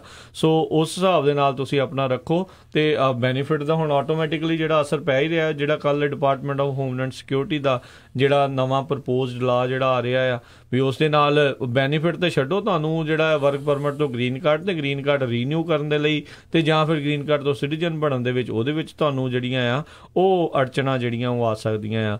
ਸੋ ਚਾਹੇ ਬੈਕਲੌਗ ਵੀ ਹੈਗਾ ਆ, ਰਾਈਟ ਨਾਓ ਇਹ ਨਾ ਸੋਚੋ ਵੀ ਬੈਕਲੌਗ ਕਿੰਨਾ ਆ। ਇਹ ਤਾਂ ਚਲੋ ਹੁਣ ਇਹ ਆ ਵੀ ਲੋਕ 93% ਵੱਧ ਜਿਹੜੇ ਆ ਉਹ ਕਰਾ ਰਹੇ ਨੇ, ਤੇ ਤੁਸੀਂ ਵੀ ਜਿਹੜਾ ਜ਼ਰੂਰ ਆ ਉਹ ਅਪਲਾਈ ਕਰੋ। ਮੈਂ ਇੱਕ ਵਾਰੀ ਫੇਰ ਜਿਹੜਾ ਆ ਉਹ ਸਾਰਿਆਂ ਨੂੰ ਇਹ ਕਹਿਣਾ ਚਾਹੂੰਗਾ ਵੀ ਟਰਾਈ ਕਰੋ ਵੀ ਜਿਹੜਾ NGO ਕਿਸੇ ਤੋਂ ਜਿਹੜਾ ਜੇ ਤੁਸੀਂ ਕਰਾਉਂਦੇ ਆ ਤਾਂ ਉਹਦੇ ਥਰੂ ਜਿਹੜਾ ਤੁਸੀਂ ਕਰਾਉਂਦੇ ਮੇਕ ਸ਼ੋਰ ਕਰੋ ਇੱਕ ਤਾਂ ਚੰਗੇ ਬੰਦੇ ਜਿਹੜੇ ਉਹ ਹੋਣ।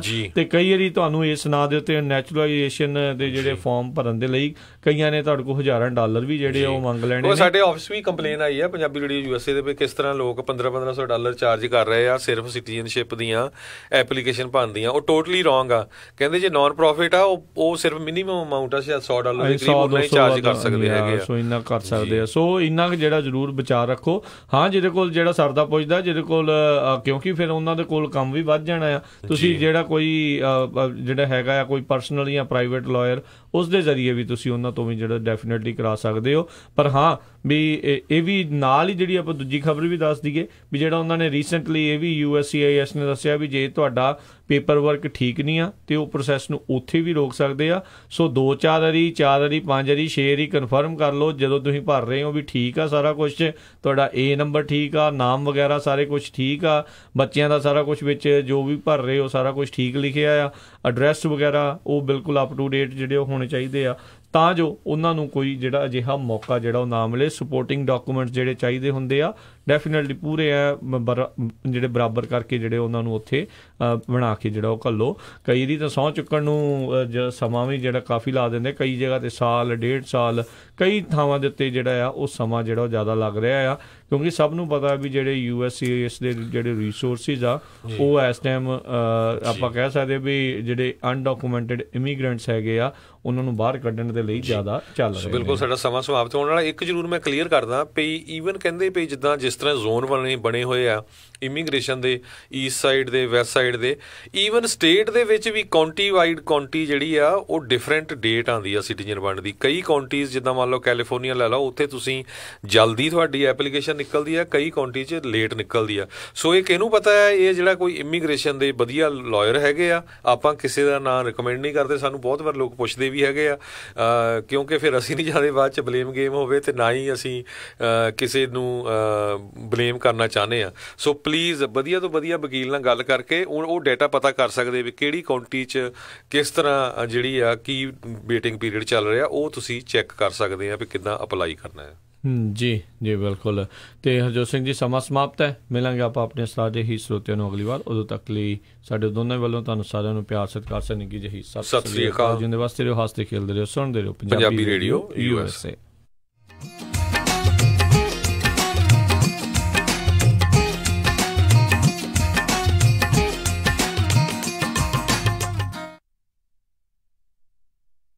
जीना entertainment in association with Jeena jewellers पेश करते ने मस्ताना जोगी कन्वर गरेवाल। 29 सितंबर शाम 6 बजे Luther Burbank high school 3500 fluorine road, Sacramento, California. Ticket start